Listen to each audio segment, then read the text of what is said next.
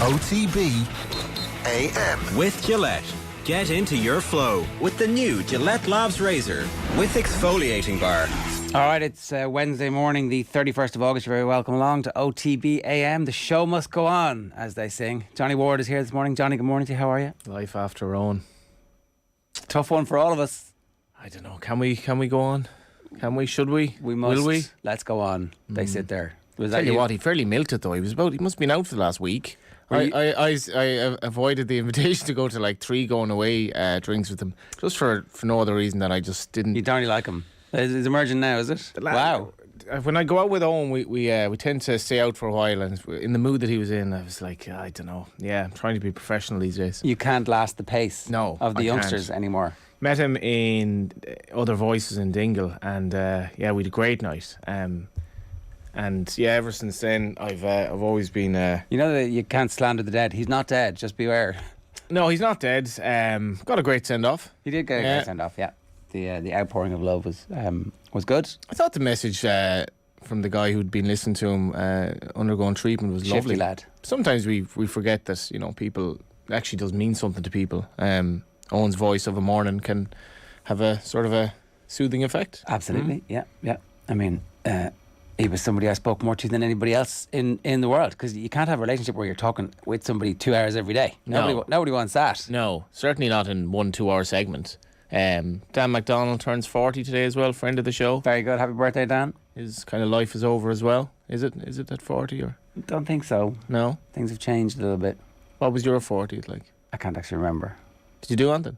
I mean, I don't know. It's a long time ago, Johnny. I don't know. What was your 40th like?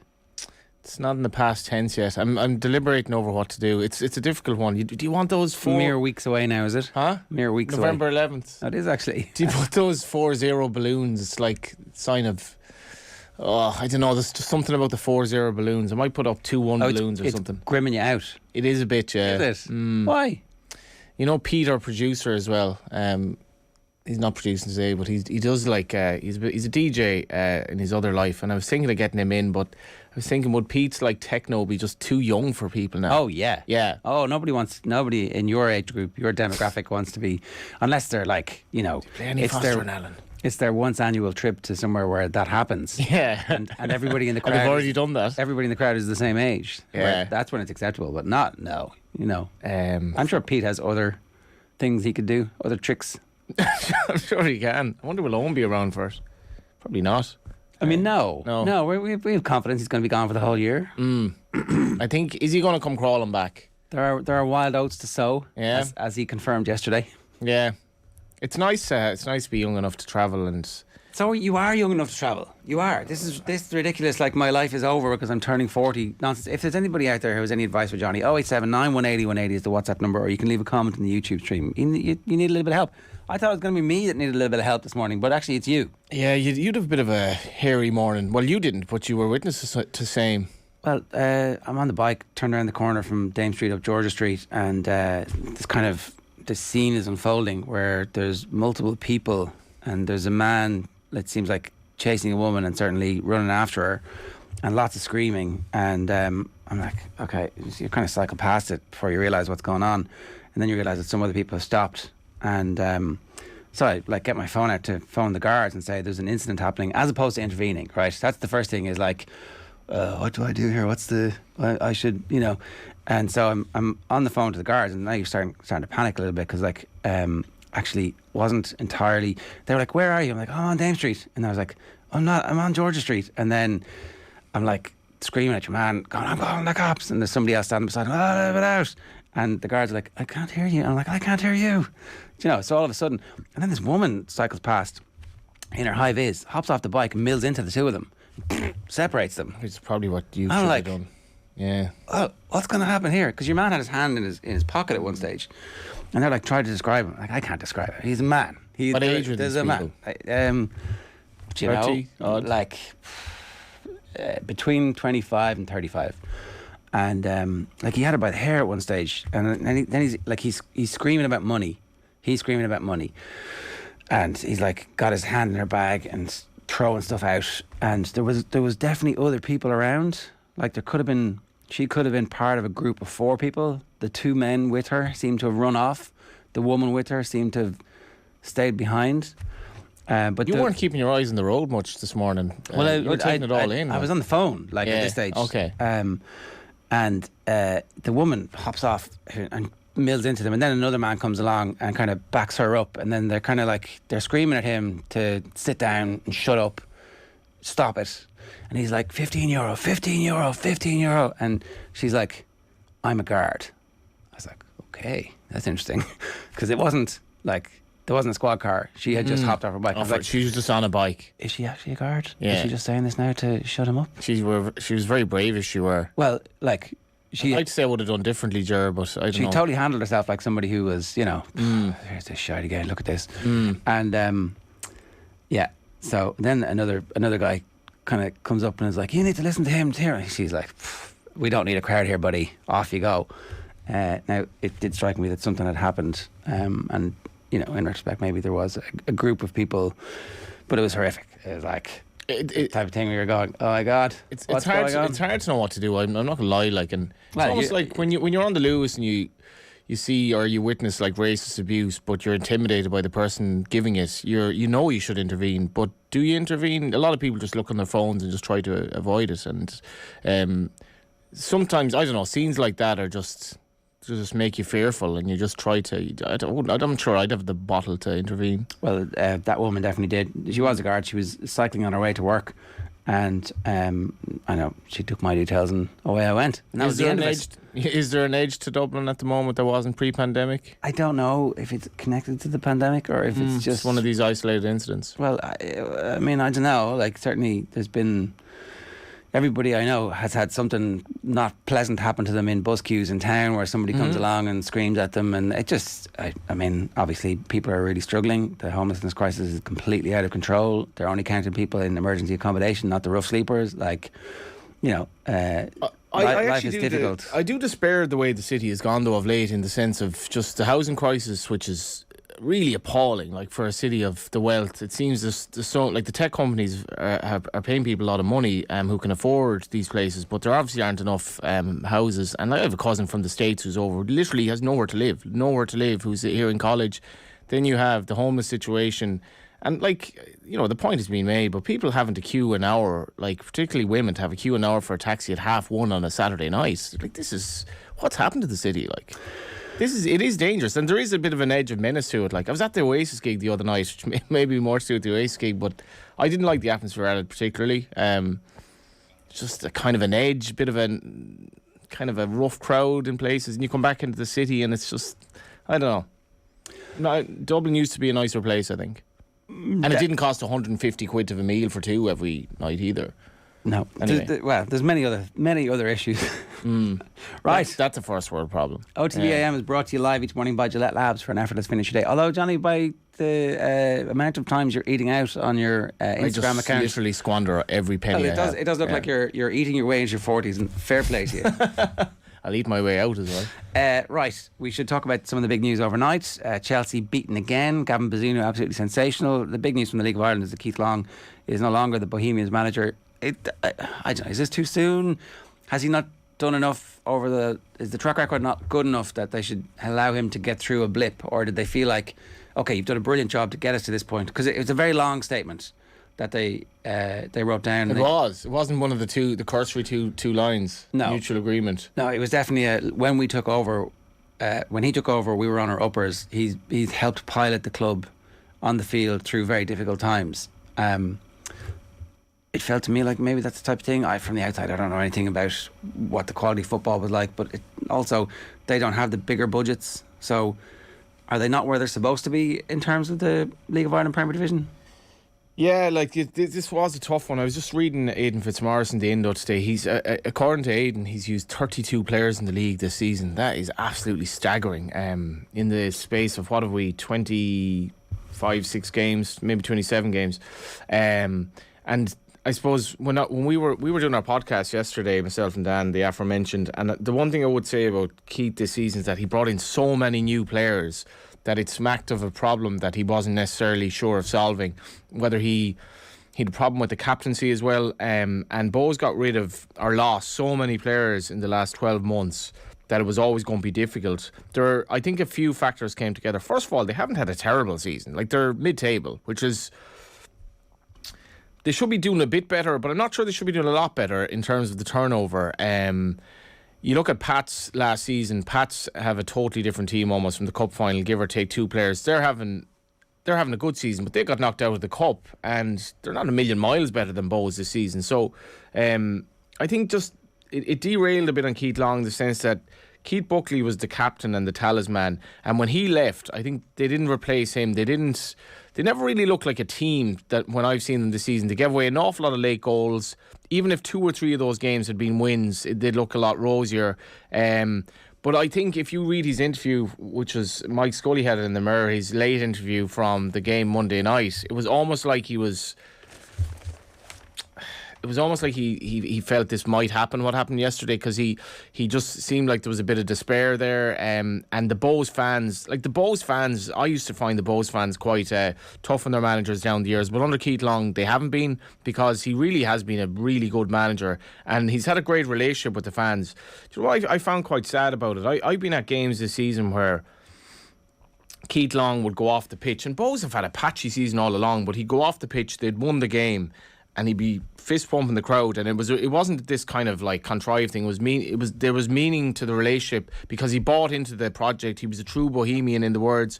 Never got a chance to say goodbye to the fans. Like, never got a chance to, like at Dalymount the other night. That mightn't have been the time or the place. But the same as like when Buckley was let go by Sligo. Buckley had a house in Sligo. He just had to up sticks and leave the town, and you don't really get a chance to say goodbye when you're basically sacked. And I feel for him, but I can see where Bows were coming from as well. There were other factors as well, Ger, that Bows' budget wouldn't be the best. I think the fact that they were training in the evening didn't necessarily appeal to players, and I think players decided to go elsewhere.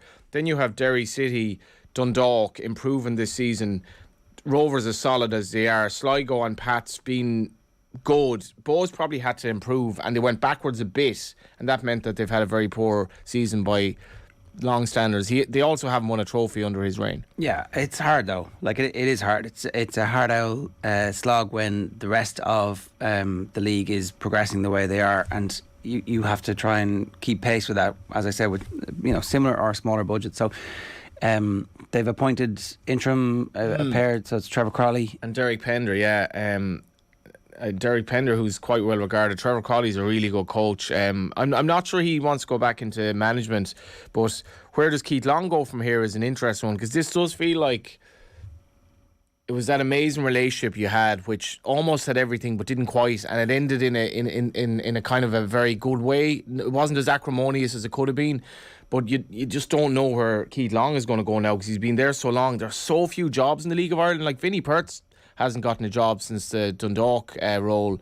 There are very few jobs, and I do feel for him because the amount of players they lost, and some of the players he brought in, his recruitment was very good at times. I think recruitment let him down this season. But that's a trick that's very hard to keep going, because just to do it over and over and over. And the League of Ireland is I think the League of Ireland is quite competitive. The level of coaching, the level of detail that's into it now is very, very strong. And even if you're a little bit off and you concede late goals, but I do feel for him because Keith is a kind of an intriguing character to deal with in the media, but I really always liked how forthright he was in interviews, and you could tell it was really hurting him this season. It was weighing him down, and maybe that's one relief to him anyway. That doesn't have to worry about that, because they were playing Rovers on Friday, which probably wasn't going to be good. And maybe they'll get a response from it now. So do you think those two will take over for the rest of the season and they'll find a new manager in the off season? I honestly don't know, but I don't think it's a situation where Damien Duff has some very interesting remarks in the paper today about managers tapping up players and all that. So he's kind of venting a bit, which he's been doing of late, but I don't think Bows have someone lined up and they were just waiting to get rid of Keith Long. I think this was very, very difficult for Bows. You almost get that in the statement, where Long has been so good for the club. Bows are a unique club. They do so much in the community. They get mocked a bit for it, but I think it's fantastic. Their crowds have gone up. Their crowds have basically doubled since they were winning the league back in the day. So there's a real great atmosphere around Bows this season. And in general, the only thing that was missing this season was they weren't that good on the pitch. And Long bought into it. Anytime they get a player, anytime the recruitment is good, the he'll player go. leaves. Like even Liam Burt, like I was just thinking, Liam Burt will probably be wanted by Shamrock Rovers and may go there. And Bows are a fan-owned model, and that does have its limitations. But I think the tough thing for Keith Long is they're finally transitioning to morning training and becoming a full-time team. And after all the work that he put in to get them there and to get them to where they are, he won't have the chance to actually do it. And I think that's tough for him. And he and Crawley were definitely a double act, two completely different characters, and it worked. And it just came to it's kind of a sad end this season. But I don't think anyone would really blame Bowes, because I think It felt like an end was coming. it did, and they've been poor this season. They were really poor the other night. The first goal. The one thing I'd say is that is his track record not good enough to allow him to have a down season? That actually, I said that in the podcast yesterday. Like nearly right off the season, started fresh. Well, start. Like there's like a load of great managers who made it back in the day came through really sticky patches or had to reinvent and had to rethink. I think it does challenge you as well, but I haven't been at Bowes games of late, and I haven't interviewed Keith, but maybe there was if you read the interview from after the Pats game, they were really poor the other night. If you read the interview afterwards, it does sound like he kind of just didn't have the solution to it at this stage, and maybe they thought it was the right decision. Personally, I would have voted to keep him. I'm not a fan of sacking managers. They'd given him a contract to 2024, and I think he deserved the chance to recruit again in the off-season, but I could see the counterpoint. And in fairness, nowadays, hardly anyone gets this long. No. And that's the sad reality. It always felt like they were making progress up until this season. All their best players keep getting signed by their rivals. 7:47. Stephen Bradley, by everyone's metric, really should have been let go by Rovers when they were doing crap. They stuck with them. Look where they are now. 7:47. Here's what's coming up between now and 10 o'clock. Sue Ronan's going to join us in just a couple of minutes' time. We have Stephen Kisby Green talking to us about South Africa, which are not in crisis, but certainly they have had a bad rugby championship, but they have just beaten the Lions and won the World Cup. So we'll see what they're doing. Are they roped up in the rest of the rugby world? Sports pages at 8:35. We've got Jenny Rispin at 8:50 to talk about Eamon Murray. We've got Deal or No Deal with Phil. I thought today was the last day, I'm not going to lie, but it's not. It's tomorrow. They're like, just in case everybody thought that 31 days in August wasn't enough, there's a whole another day in September. It's like you thought it was safe to go into back to football. It's not. There's still another 36 hours of this left. And we'll bring you some Fintan McCarthy goodness, who's talking about what it's like to be one half of the most dynamic team in Irish sports history. 7:46, 7:48 even. Colm is here. Colm, good morning to you. Ger and Johnny, welcome to the new era of OTB AM. Where we do tennis every day, is that it? Yeah, that's what I meant. I actually did think you mightn't mention Owen today, or the principal. Oh no. You should get, Aina Carroll has a good idea. You should get an Eoin Sheahan hologram like they did for Tupac at Coachella back in 2014. Make it slightly more faint daily until he just fades off into the ether. This is too sudden. It is too sudden. Yeah, that's true. It could be a quantum leap, and we all leap into Owen for every episode, and we just play him in a different role. Yeah, we should. Quantum Leap's coming back, apparently. Is it? That's a very specific reference that a lot of our younger audience aren't going to get. Yeah, it's hard, Ger. It's hard when you're edging towards 40. Yeah. I think there was a heavy start to the show today. It was, but I mean, like, if it's fairness, if you cycle in the shortish trip to work and you come upon a domestic, man and woman, it wasn't domestic. It wasn't domestic. It wasn't even a domestic. It wasn't a domestic. No, it wasn't. These people did not know each other.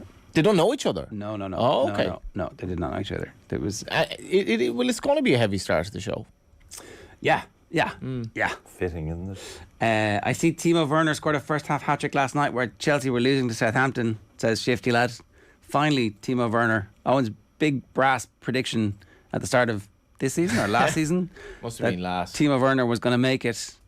He's doing it. He just waited until Owen was gone so he could taunt him.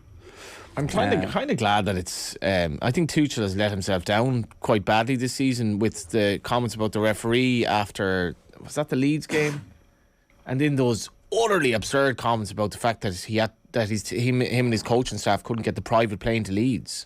Like, I thought, this is a man who's not living in the real world here. So I don't shed many tears for his current problems, and he could be under pressure soon. I don't know what this... We'll talk about this in Deal or No Deal a bit more with Phil, but like, you're spending $250 million this... they're actually going to spend 170 million on two defenders, and one of them, two 20-year-old defenders, and one of them they're going to loan back to Red Bull. They've it's dropped like, 8 points. It's very interesting to see what's going on there, and the investment in young players has been phenomenal. But they're not actually influencing the first team at the moment. So we will see. Right, Colin, you're here because Emma Raducanu was out. Yeah. I feel for her now because she's going to get the abuse that's been coming to her really in the last 11 months since she won the US Open so dramatically last year, beating Leila Fernandez in the final. Why did she get abuse? She's been called basically a one-hit wonder. Okay. But she's so young, she's only 19 now. You know, now she's 19. And she changed coaches a number of times. Like the coach that she won the US Open under, he was sacked weeks later and then got a replacement coach who was also removed.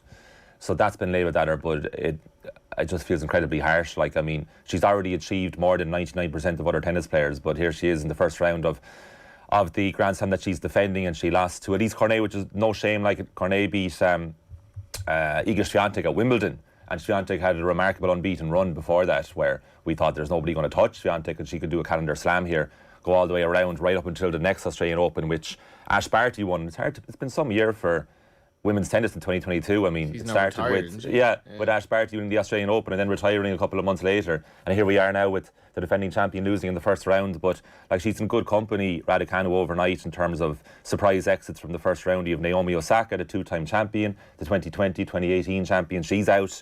The Wimbledon champion, Elena Rybakina, she's gone first round. You have Venus Williams, who's going to be partnering Serena in the doubles, so that's something to look forward to. Serena's still in it, of course. She won her first round, and they got a big ceremony at the end of her first round. We love Serena and on court. And then Sofia Kenin, 2020 Australian Open champion, is gone, and Yelena Ostapenko, former French Open champion, is gone. That's all in the first round. That's the US Open. Curse the time zone. Very difficult Grand Slam to follow in Ireland, because all the great matches are on at midnight Irish time. If you're working the PM show now, it's possible. But this, you're going to catching up every morning. But there's kind of an excitement to it if you're following it when you're waking up every morning, checking your phone. I wonder what happened overnight. But so far, so good for the Nick Kyrgios bandwagon. He beat his best friend Kokkinakis in the first round. Watch the match and then like have a nap later on in the day. Just get up and... No, I'm talking midnight. Yeah. But I'm up at 5. So they have a 4-hour sleep-ish and then a 2-hour nap during the day? Functions, you know. Could be on tennis. Would you want that for me, sir? I mean, no, you're mad. What? That's crazy. Is that what you would do? I don't think you would. If I were into it, You're not into any sports I've in gotten different into time napping zone, during are the you? day a bit, which is Have not you? good. Yeah, No, you're I'm doing 40s that. now. Yeah. I'm doing the napping during the day, but Siestas. it's just that's impossible. That's That's just too... unsustainable. Over 2 weeks, maybe once, once. But look, it's such a shame that we can't watch this live because there's so many great matches. Who's left? Who's left? In the women, who are the favourites now? Iga Swiatek. She's seeded 1. I think Paolo Badassa might win it. She's seeded 4. You have Annette Kontaveit, who's second seed. Remarkable that she's second seed. She's never even come close to winning a Grand Slam, but she racks up the points throughout the season. She wins other tournaments, but never in Grand Slams. She's playing Serena Williams in the second round, which is today. So that could be the end of Serena's Grand Slam career, or end of her career overall, depending on what she's going to do for definite after this US Open. You have Maria Sakkari, who's third seed, but she's very inconsistent. She should have got to the French Open final in 2021. She should have beaten the eventual champion Barbora Krejcikova, but she didn't. So she's not very convincing. Ons Jabeur, Wimbledon finalist, she's still in it. There's nobody that convincing. I mean, look, we said it loads of times. It's a good and bad thing. You can have 20 to 30 different champions in the women's game, which is great. Always a different champion, very interesting. The bad thing is it needs a star. And certainly at this time when Serena's about to retire, it needs someone dominant. I thought she was retired. Is she? She announced her retirement at the end of this. Okay, so this could be her swan song. This is her basically like... officially, yeah. Would she have a chance? So, oh yeah, she could absolutely beat Kontaveit because as I said, Kontaveit is She has really a chance of winning underwhelming. this match, but She's really underwhelming at Grand Slams. it'd But be remarkable for her to win it. she should be okay. that. I mean, Serena's 40. She's barely played tennis in the last year. It would be a sensational result if she pulled it off. But this time tomorrow, we could be talking about Serena Williams in the past tense. She has no match fitness. You could see that in Wimbledon, where she was in a winning position and still lost to Cornet, who is good but not great. No, it was Harmony Tan in the first round, who's also out of this US Open. Another one who's been eliminated. Right. Cornet beat who? Cornet beat Raducanu. In Wimbledon? Wimbledon, Swiatek. Oh, sorry. Yeah. Right. Harmony Tan. So, yeah, she's she a was- very dangerous opponent. So again, no shame with Raducanu. Like I don't know. I feel instinctively like I come to her defence a lot, but because she's remarkable. She won a Grand Slam as a teenager. And do you remember she made her debut at Wimbledon? She was good at Wimbledon. Like, Really good. She got to Wimbledon, the fourth round. And she had to retire. In terms of her sponsorship kind of and her all that jazz now, is she going to kind of become a lot less attractive, or? It's a good question. I mean, she has a lot of commercial deals amassed over the last year, and she's one of the wealthiest female sports athletes in the world.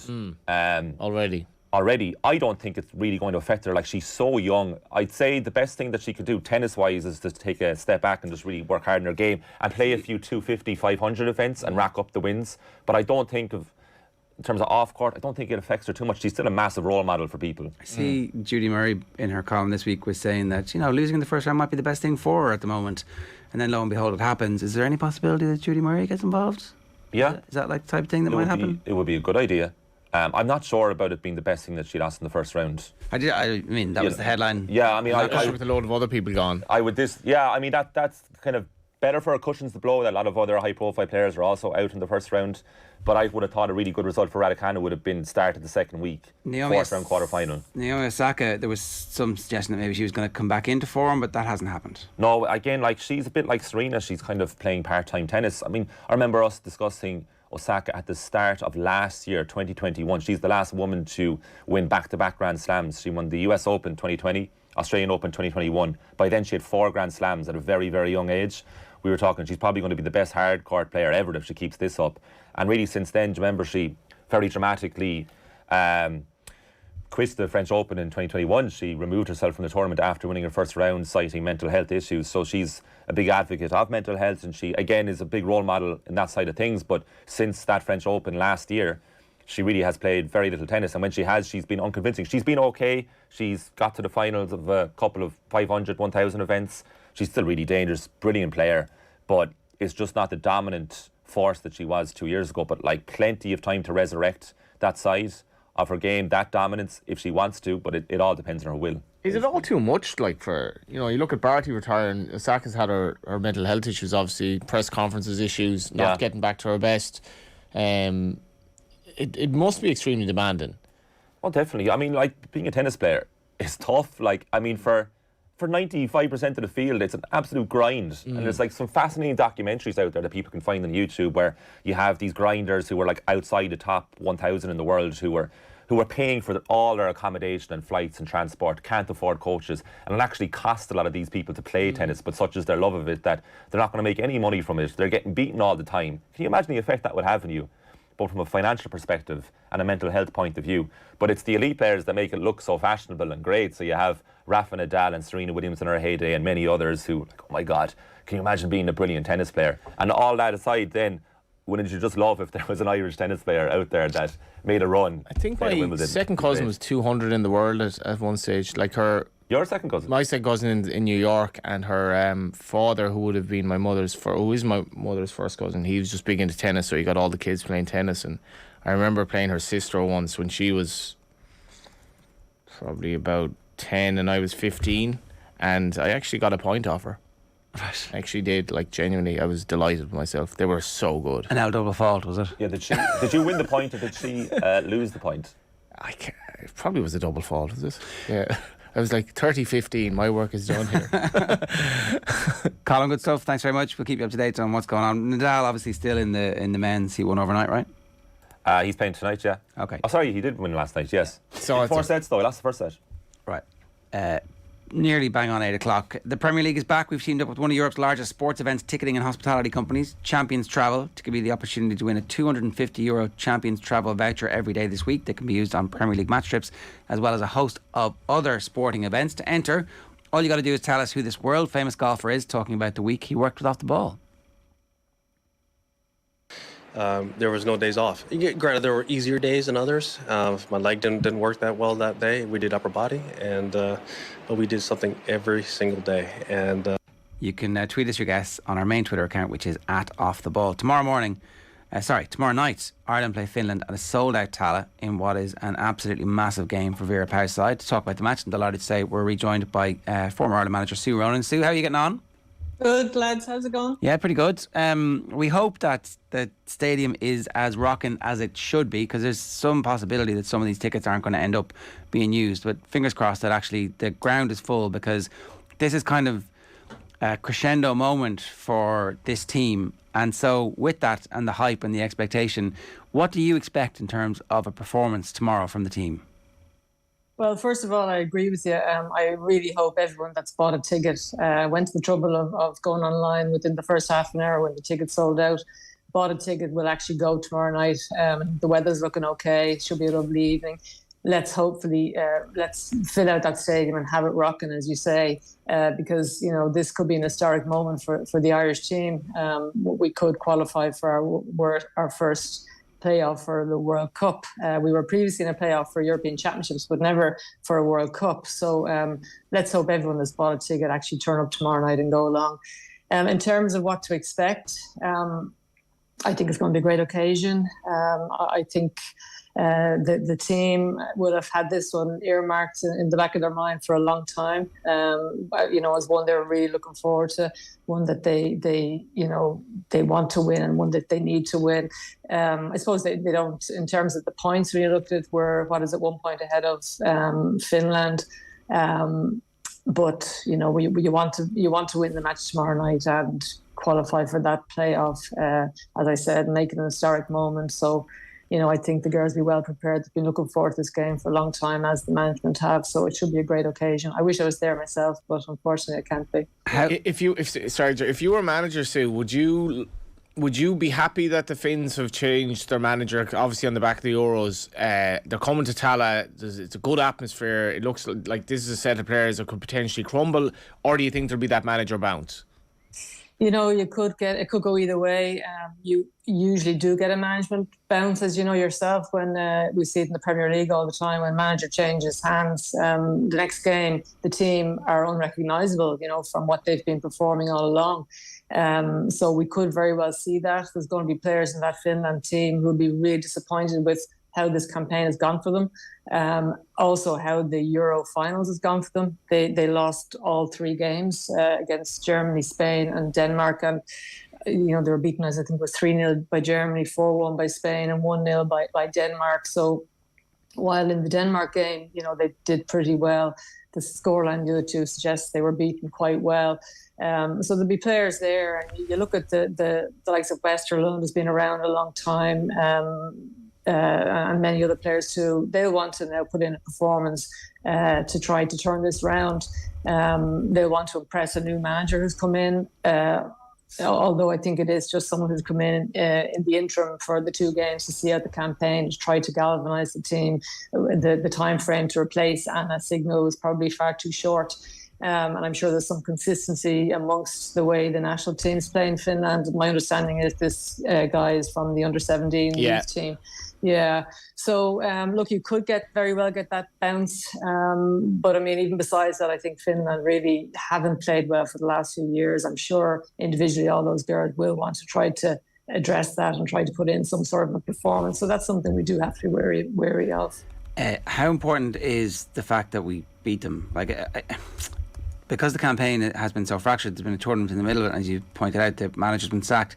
Is there much that you lean on? Do we expect continuity of selection? Can they lean back on that match at all, or do you just need to forget that completely and treat this one as an entirely new challenge? I think they do have to treat it as an entirely new challenge. There's been some suggestion that they were caught on the hop when we played them in Helsinki. I don't agree with that, to be honest. I've said it, I think, on this programme before. I think Finland have been a team on the slide for a number of years. Whereas we've been a team on the ascension, we've been on the up. And if you look at the rankings now in the world, we're ranked ahead of Finland, where that obviously wasn't the case when the draw was made, because by virtue of the fact Finland are second seed, currently second seed in this group, so we were ranked behind them. But now that has reversed, and that shows that our results have been really good in the last couple of years, and theirs haven't. So I think we're a team on the ascendancy, and I don't think they were caught on the hop. I think they would have known that in the last time round. But having said that, maybe now they might be better prepared. Maybe there was a bit of complacency. I don't know what went on in the Finland camp. Maybe the fact they were second seed, they didn't take us as seriously as they should have. That won't happen this time round, I'm sure. But for me, I think we're a better team at the moment. I think we do so well defensively. We're flamboyant in attack. We can score goals from a number of positions on the pitch. Many of our players can score goals. We can score from set play. We can score from play. We don't seem to be nervous at all, no matter who we play. I think the crowd will be a real factor for us tomorrow. There's a great connection between us and the fans now. I think that will really galvanise us in any of those tough moments, which we will have, no matter how the game goes. If you're doing really well in the game, you're always going to have one or two tough moments. But yeah, I think the last one was a one-off from Finland's point of view. They'll have forgotten that, but they'll be well prepared, as we will, for the game tomorrow. And it's in both their hands. If Finland win their last two games, they'll pip us to second. That's the other thing, yeah. Yeah, so it's still in their hands. So they've got a lot to play for also. They're not out of it yet either, We just spoke, Sue, this morning about Keith Long at Bowes, and when there is that connection with the crowd, it does mean something, I think, and you can see kind of the team as a collective actually sort of.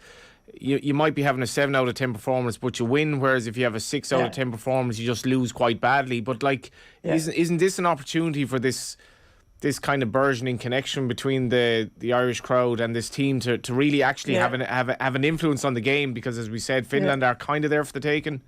Yeah, no, absolutely they are. And I firmly believe the crowd will be the 12th man or 12th woman, whatever you want to call it, tomorrow. I really do think they'll get behind the team. And there, as you said yourself, there's that connection there. And win, lose or draw over the years, the Irish team stayed out. They engaged with the fans after the match.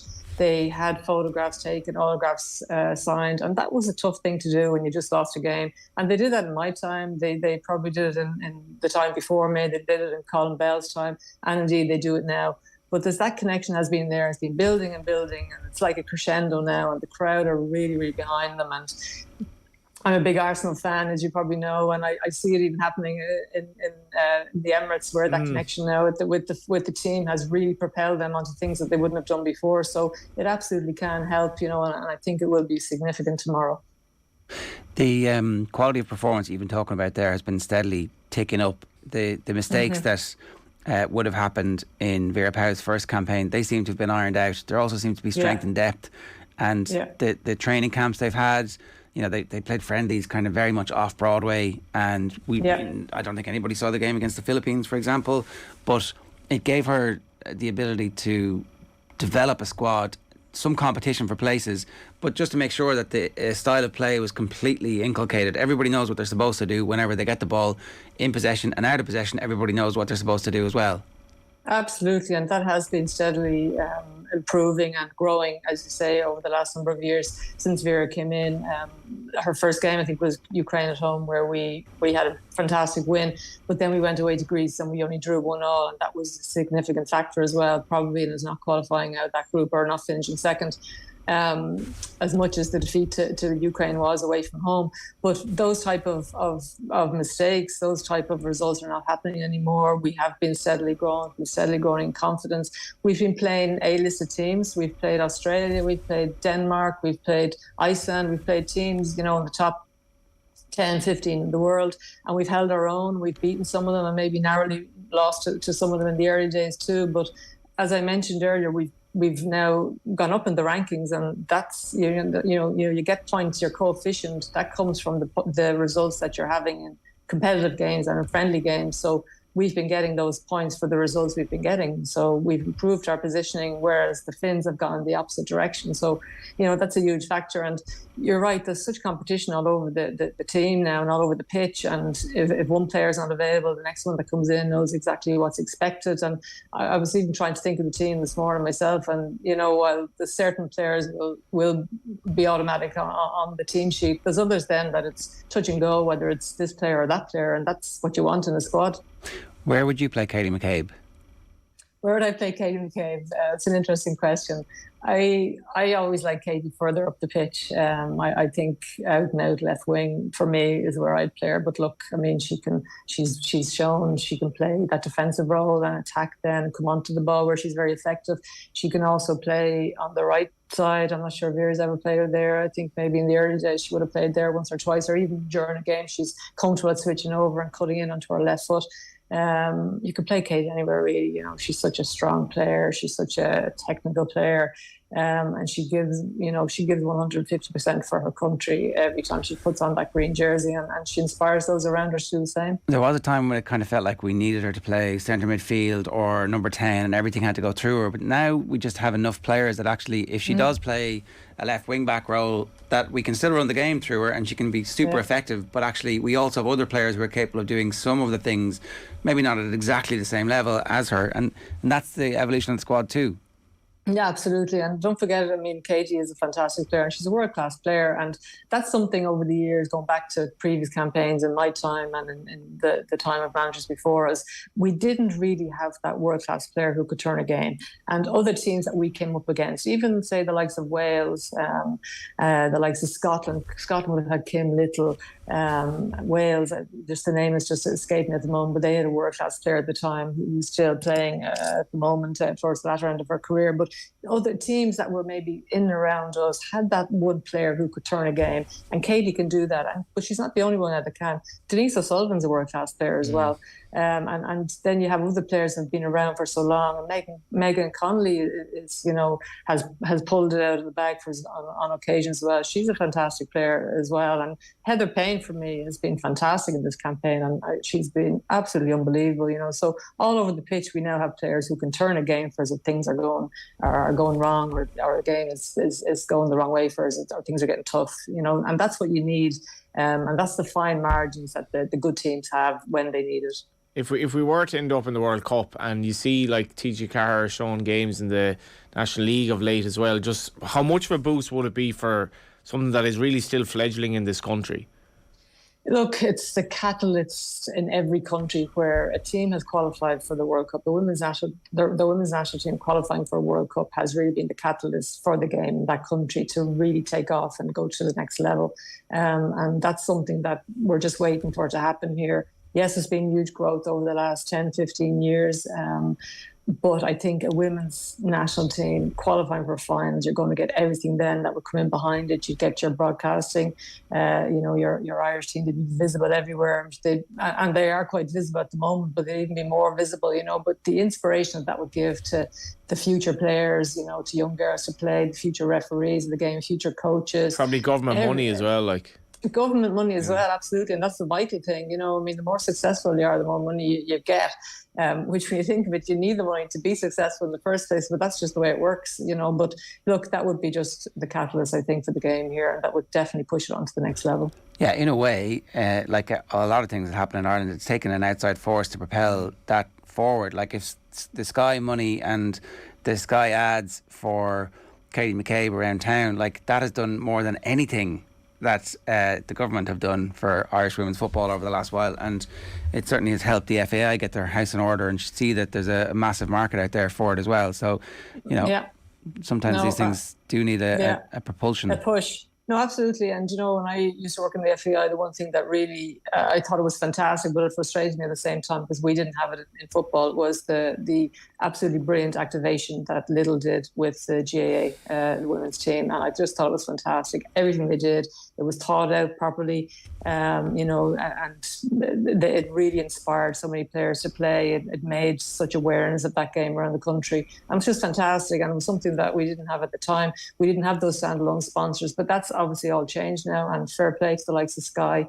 Ireland, Cadbury's for coming in and backing something that was on the grow. It was growing, it was on the right trajectory, and it really helped propel it even further up that ladder. That Lidl thing has been mentioned like so often. Like this is a corporation that's making a lot of money who decided we're going to make an effort with this. We're going to benefit, but we'll actually, we're going to give something back. And I mean, as somebody who follows the League of Ireland, Sue, I'm like, where has this imagination been in the men's game for the last 30 years? But it's like Lidl show this can be done, and I mean, it was such a reciprocal arrangement as well, and it's actually been like a spawn for other things to happen in women's sport, I feel, anyway.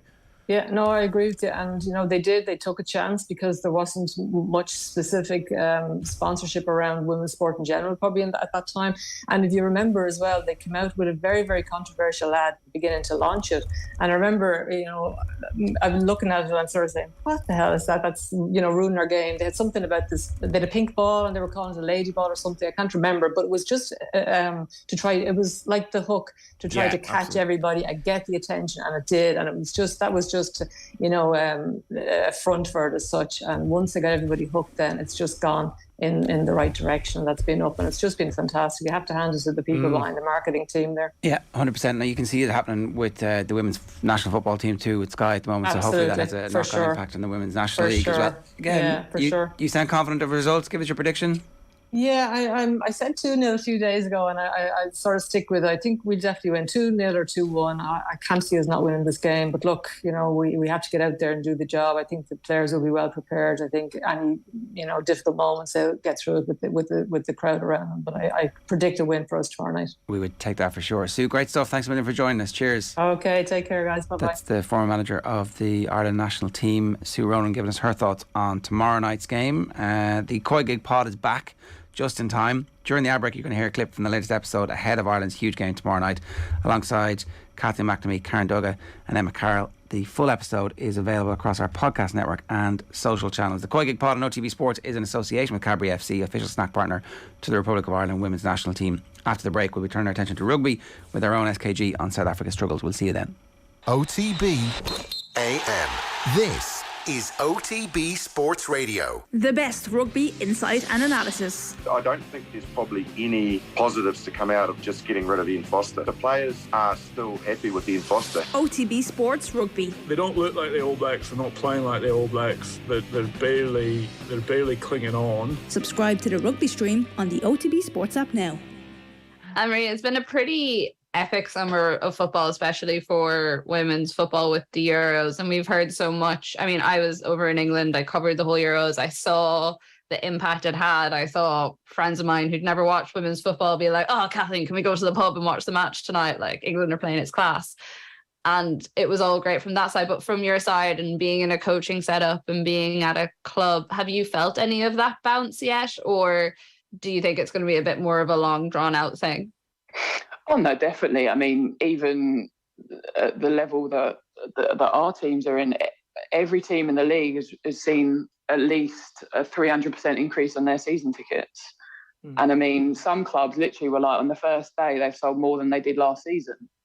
So you've immediately seen the bounce. It's just a case now of sustaining that interest. Obviously, with the WSL, like the championship started last weekend, the WSL starts in a couple of weeks. So, it's going to be visible again, with the games being back on Sky. But it's important. It's still so important that, that sort of the visibility is maintained. And, it's great that obviously some of the games in the WSL are being put in the main stadium, but that needs to be sustained throughout the whole season. It can't just be, like you say, at, marquee weekends and marquee games. Like, it needs to continue because, as you say, you saw with, the attendances, not just at the final, but throughout the tournament, like the appetite is definitely there. And it's just a case now of, publicising it and doing as much as we can on the media side of things to really continue to push it because, a lot has been said in terms of like the scheduling and fixtures and the times of games and stuff, but it's so important that they get that right because, if you've got games at, 11:30 on a Saturday morning, for a fact that your main sort of target audience is families and young girls. They're realistically either they're going to be, playing games or they're not going to be able to get to games. So this is where the league's got to be clever, and the organisers have to be clever now to keep sustaining that interest because, as you said, the appetite is there and people do want to come and watch the game. So, it's sort of over to the FA a little bit more. But, obviously living in London as well, just seeing, as I say, I went down to Wembley for the final and it was just, as you say, you saw like grown men with, Mead on the back of their England shirts. Like, it is amazing. And it was like, I know, and Karen will say the same, from like our era to see that, we never in a million years thought we'd see that.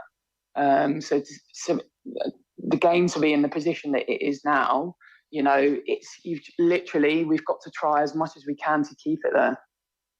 Things that put people off on a first date. Showing up late and getting your name wrong, always a great start. Looking at their phone more than you? Hello?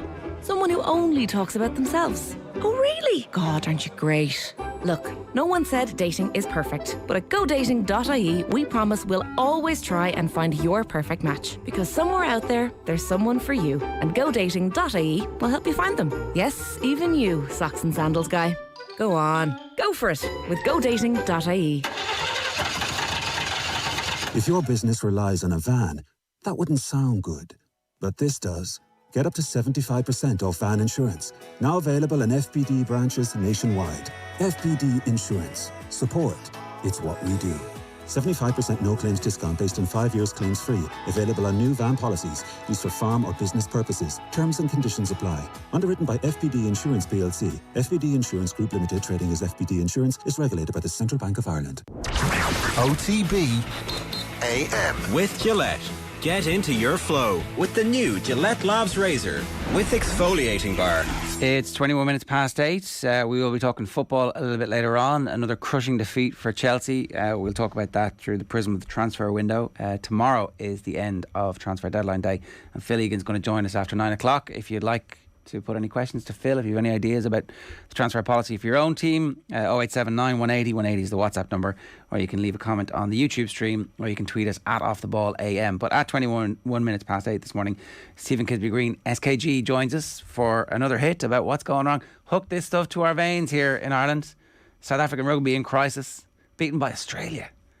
How humiliating, Stephen. Is Southern Hemisphere rugby not in crisis in general? Like, they're all just beating each other. In Argentina are like... Argentina's suddenly very good in the last 2 weeks. Suddenly very good in the last 2 weeks. Yeah, it's been great. What's happened to Safas, though? Well, morning, lads. I don't think it's first of all, I don't think it's a crisis for Southern Hemisphere that every team is beating every team. It actually kind of shows that there's a level of competitiveness there that you don't really get, that you haven't really had for the past 10 years or whatever it is, when the All Blacks just dominated everything. Like, apart from the World Cup, of course, which you guys apart won. from the World Cup. I mean, we're brushing past, like, we know that the All Blacks are the most dominant team in world rugby history. South Africa legitimately are the second most dominant. They have the second highest winning percentage. But for me, it's just there's a level of competitiveness there that there hasn't been for a long time, and I think it's down to the fact that the All Blacks have not been as good as they previously were. South Africa seem to be struggling a bit at the moment with a lot of with the way that they're going about things. We can probably get onto the game plan a little bit later, but I feel like the way that Ninab is evolving the game plan hasn't really been bought into by the rest of the players, maybe, or they're not fully understanding the way he wants to change it. It's not the typical South African up and unders and we jump for the ball, boring rugby that we played against the Lions. There is a bit of involvement, there is a bit of continuity there that Ninab is trying to bring into the World Cup, and I don't think the squad has bought into that, so that kind of leads into the Australia loss. Australia, on the other hand, played the referee incredibly well on Saturday. I'm not saying that they did anything not untoward, but the way that they kind of did, to be fair. Well, I mean, what they did was they got under the South African skin by pushing the boundaries. Very Richie McCaw-like tactics where they made sure to check that everything that they were doing was okay with the referee, and the referee's okay with it, then you play on. Yeah. And South Africa didn't cope with that well enough. So it's very well coached, very well drilled tactics from the Australians. It's a very nasty championship when it comes to everybody bitching and whining about the referees and each other's tactics. It's fantastic. It is absolutely fantastic to watch this. Cheika winding up the All Blacks and the All Blacks taking every second of it. Now, I didn't realise that the Australians had done the same to South Africa. Bear in mind, Australia had shipped like 6-7 tries the previous week to Argentina. They were like 1 from 8 going into the game or something like that. They'd lost a lot of games. Massive injury crisis. And South Africa are supposed to be like riding the crest of a wave, big deep panel, but also in a bit of a crisis, like having just been beaten by the worst All Blacks team ever, according to the All Blacks, certainly the All Blacks media. So what's your take on what's going on with this South African team? Is this just about them cycling through a bunch of players a year out from a World Cup, happy in the knowledge that they have a winning formula if they need to fall back on it, and trying therefore to have a plan B. Because that's what it looks like in the macro terms, is that you have a genius coaching ticket, you've got a core of brilliant players who know exactly what it takes to win under pressure, and that they can fall back on that, but actually it's better to try and guess that the future won't be as successful if you stay the same. I mean, I don't think it's so much that they're trying to find a plan B as much as they're trying to evolve plan A into plan A+. So you can argue that the All Blacks is made up of largely the similar sort of structures. They're made up of a bunch of brilliant players on paper who have won World Cups. I mean, you've got some of the oldest forwards in world rugby currently playing for the All Blacks right now. You've got Beauden Barrett and Richie Mo'unga. Like, it's a team of big names, and yet, as you rightfully point out, it's the worst All Blacks team in history, because the quality and class is there, but the way that they're gelling together, it's not automatically a coach's problem, but there seems to be a player problem as well. Like, the attitude's not there. Now, to throw that onto South Africa, I'm not saying that South African attitude's not right, but just having the players that have been there, done that, won the World Cup, and you know that they've got a winning quality and winning sort of structure there, doesn't it automatically bring into the fact that it will automatically win you the World Cup if you rely on that? And I think at the moment it's more Ninaba is trying. If you look at the way they played against Australia, they held onto the ball a lot more, and they don't look comfortable with nearly as much possession as they had in the first half. They spent 20 minutes of that first half in Australia's 22, and they didn't score a try. You can't do that at international level against any team. It doesn't matter who it is, but especially not against Australia in Australia, where they haven't won in.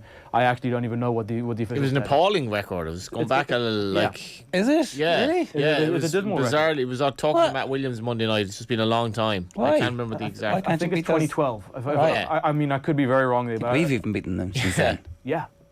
Okay, but is the whole point that if you're trying to evolve Plan A to A+, whatever it is, that takes time, and that's what they're doing? Yeah, so that's okay. I mean, or is this a full-blown crisis? Are your buddies in South Africa going, right, new coach, worked for us the last time? Well, the buddies in South Africa are going on complete and total tangents, blaming the referee, saying that Paul Williams basically cost the game, which is actually, do not get me started on that one. Everything that the coaching structure does right is apparently Rassie Erasmus, and everything that goes wrong is Jacques Ninaba. He's a genius. Rassie is a genius. Which is odd, considering that Rassie is actually not involved in the day-to-day running of the Springboks. Do we believe that? You can believe it or not, it's actually factually correct. But is it really? When you say he's not involved in the day-to-day running, so what he does is... They're best mates. They're good friends, and I guarantee you Ninaba consults with Rassie on topics and on game plans, and Rassie has a say in what is going on. But at the end of the day, it is Ninaba's game plan. It is Jacques' team, Jacques and Sticks and... the other guy. And Dion Davids and Felix Jones, they all are the team that put together what goes out on the pitch. Rassie shows up for jersey presentations, and he's there for maybe one training session a week. The good stuff. Yeah. But he's still the boss. He's the big boss. Yeah, he's the boss. Everybody knows, Rassie's in town. But then, does Rassie have the same sort of power over the women's team? You would hope so. You would say so. And yet, nobody's talking about the women's team just beating Spain 44-5 in the biggest ever win over a team that's bigger than them. So, I think Rassie is he's legitimately more the overseer of everything right now, because that is his role. And also, let's also not forget that he's still acting out that ban. It's only in November that he's allowed to go back to stadiums. Okay. Well, we'll see exactly what day-to-day stuff. So, sorry, I didn't even realise that the ban was. I mean. Yeah, it was too. It's been such an important ban. It's really had an impact on everything. Maybe that's what's missing, and the day-to-day stuff comes back in November, and then they go on a cascading unbeaten run for a year and win the World Cup again. I mean, potentially, but I also, as you say, I don't think the Springboks are in crisis because, as you rightfully point out, they're building this far out ahead of a World Cup. You would hate for a team that is so phenomenally good a year out from the World Cup to be world number one, and then to go out in the quarterfinals. Yeah, Stephen, we know what you're doing there. Matt Williams' point see was that it's great that France are basically the great team in the world at the moment because they play beautiful rugby. South Africa just replace 5 big lads with 5 big lads when they need to, and they're just brutes. And they're bad for the game, essentially. Exactly. He said, the substitute situation shouldn't be such that you can just replace lads. In the old days, you could only replace lads that were basically flagging and injured, and South Africa are kind of making the best of the rules, but it's not good for rugby. Well, I mean, if everyone played the exact same style of rugby, then rugby would be bloody boring. Or it might just be this amazing, it could be cool. Have you seen Sevens? They all play the exact same style Sevens of rugby, and it's glorious. Sevens is, I don't know what the point of that was. Like, why did they invent that? No, but if you say that South Africa are ruining rugby, as people have said... yeah, go on. I'm paraphrasing, by the way. Yeah, well, no. We've said it, don't worry. Yeah, if you're saying that South Africa is ruining rugby, you kind of also putting the players at a bit of a disadvantage as well, because the way that Ninabe works with his bomb squad, as he calls it, is he puts out everything. He backs the tight three, or the front three in particular, to put everything out on the pitch.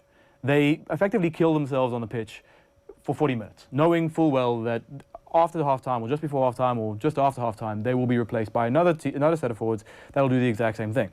Now, you can't do that if say you're Tyke Furlong, who plays 70 minutes of a test match, he can't go out in the first 40 and absolutely slaughter himself. It's true. Give all his energy, because Farrell does not trust the man coming in behind him to. Well, he's not as good. Well, I mean, he's not as good, but you would think that he would be willing to trust that the next man up is going to come in to put an equal amount of impact. If Furlong goes out and puts all of his energy into that first half, guarantee he's going to get injured in the second half, because he's going to be tired. He's going to be dead. He's going to be out. It's anathema to the way the game has always been played here, I guess. You play your best players until they're tired. Well, yeah, but just because that's the way it's always been played does not always mean that it's the right thing. No, in fairness, you guys are taking advantage of the fact that you have multiple players who are of similar standard, and so therefore there's no diminution in quality when you replace them. And look, we understand the rules of engagement. That's fine. You guys bigger than us. We've got to be smarter. Styles make fights. Exactly. We are bringing knives to gunfights, though. Sometimes it feels like. Who is the best team in the Southern Hemisphere right now, though? Oh, South Africa by a mile. No. Is it though? Yes. Or is it just a little bit of a? On paper, you would imagine, if you look at each individual player on form, I would legitimately say that South Africa are the best team in the Southern Hemisphere. If you just pick out every single player, they have the best squad. If they played a competition that they all really cared about, that was like going to be the defining competition of their lives, then South Africa would be smashing the other teams. Smashing. Smashing. I disagree with that. I don't want that is just saying that is not me. 10 points.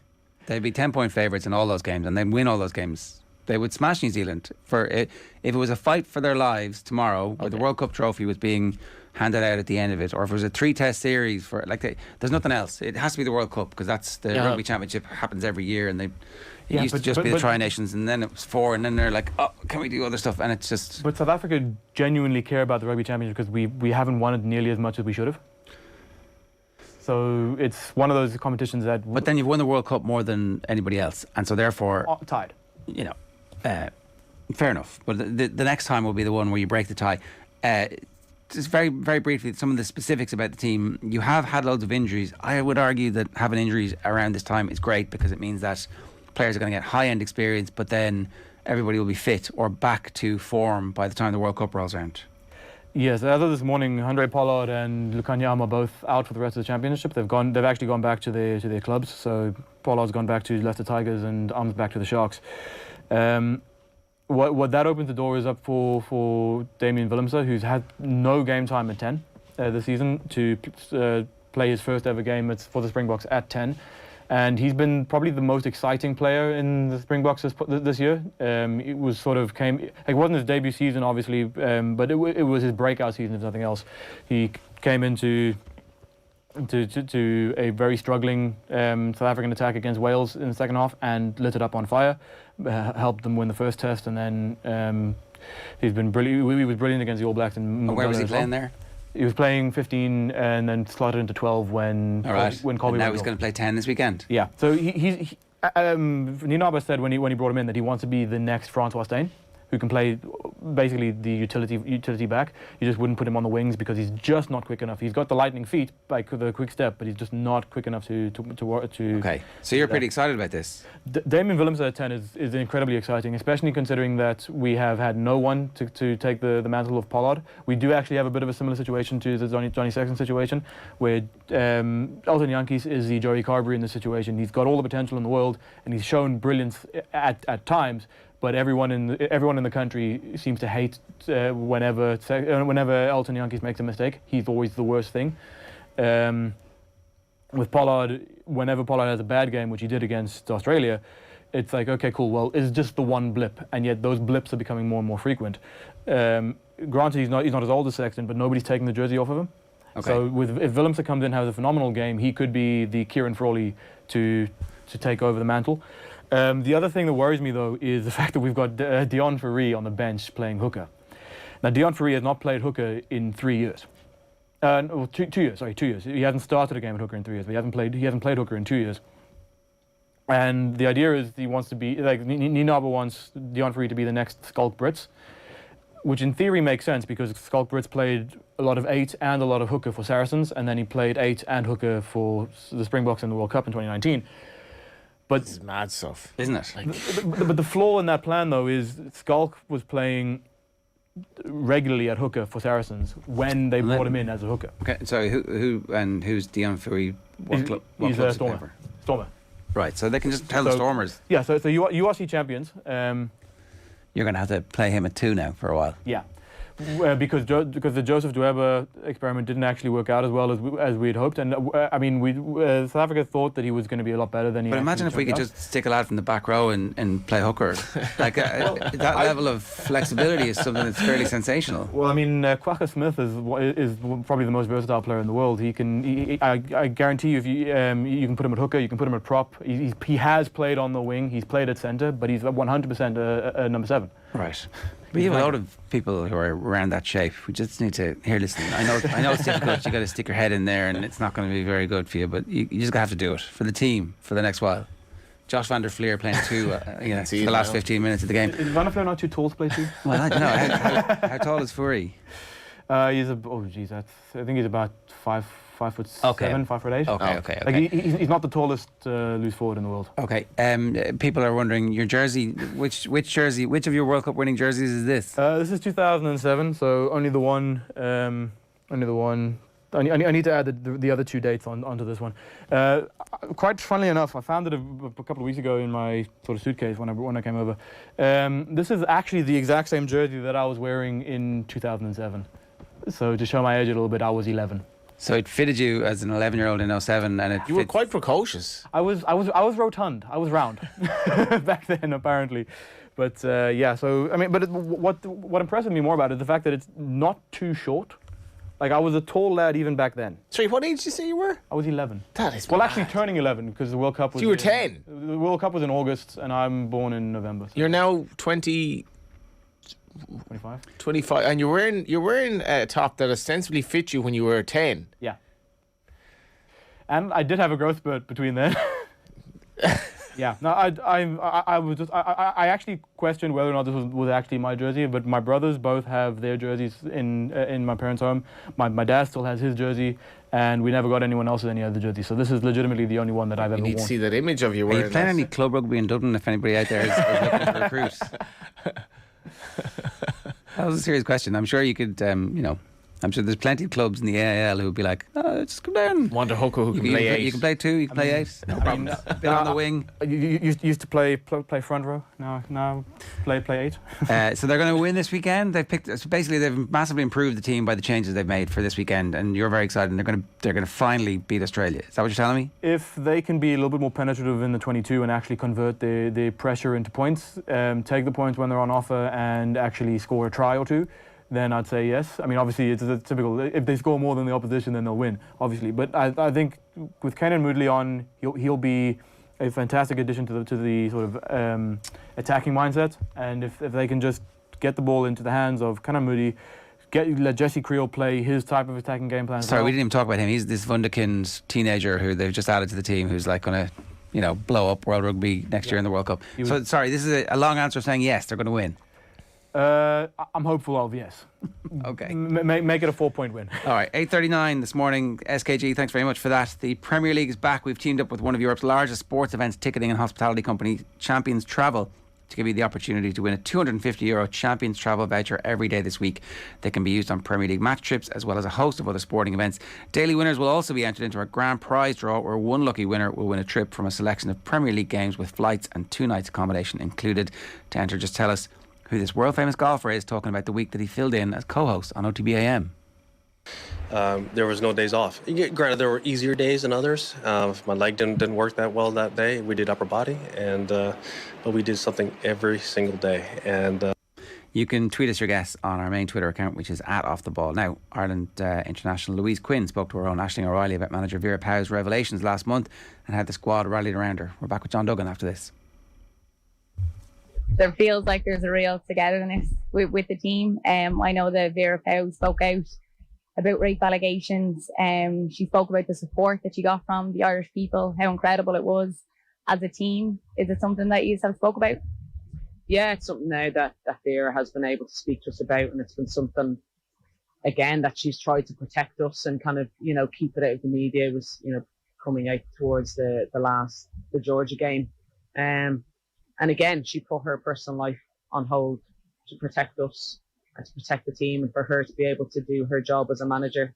And for me, that speaks volumes about her and what we actually have as a team and as a squad, players and staff and anyone who's kind of attached to us. And she's shown this bravery and strength that, you hope as people and as women that you don't want to have to face. And she's done that, and so we've all been able to kind of chat to her now, but straight away it was obviously it was a massive shock to us and very hard to kind of take on, but again she just showed this composure and how to handle it well, and straight away and there was no doubt about it, the girls are there for her on a click of the finger, we're there, we're backing her, she's our manager, she's our leader, and so we've all been with her, we still will be with her, and for her it's just if she's told us that she's a better version of herself. She's still her, but she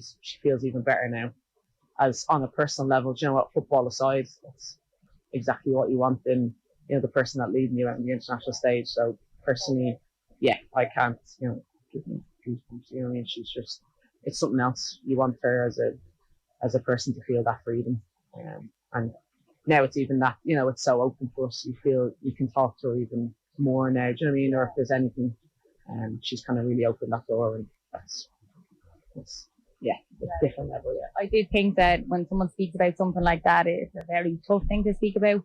But I'm sure players see that, and if they've any problems, if they've had any issues or anything like that, they're like, whoa, I feel like I could maybe speak to her about a certain situation. Could be totally different.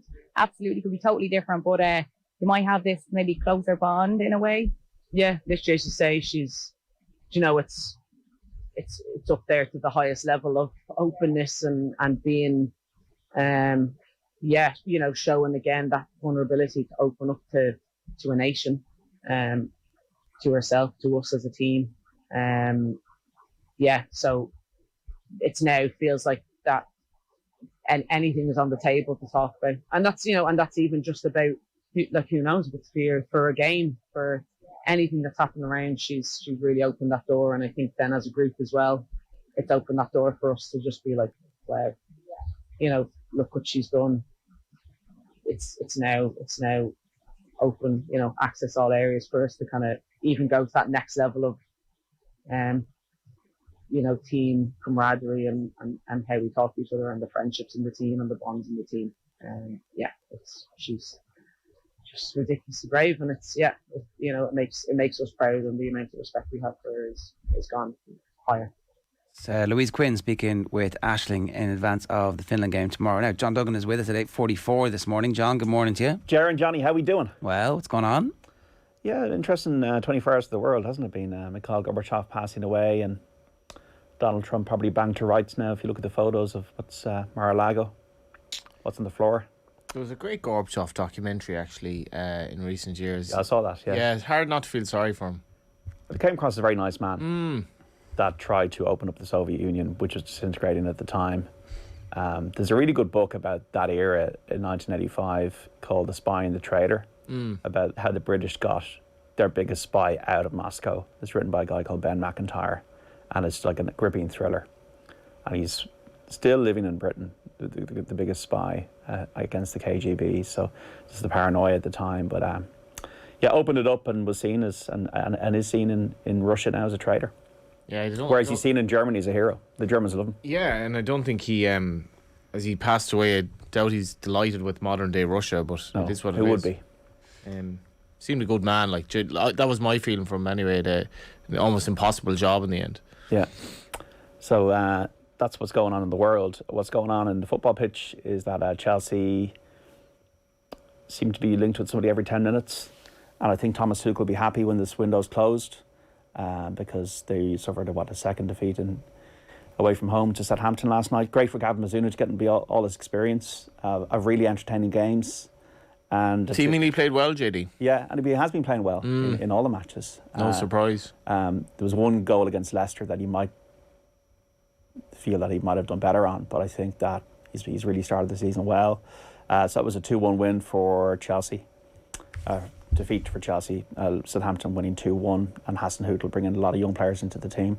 Leeds and Everton 1-1, and that's probably a fair result.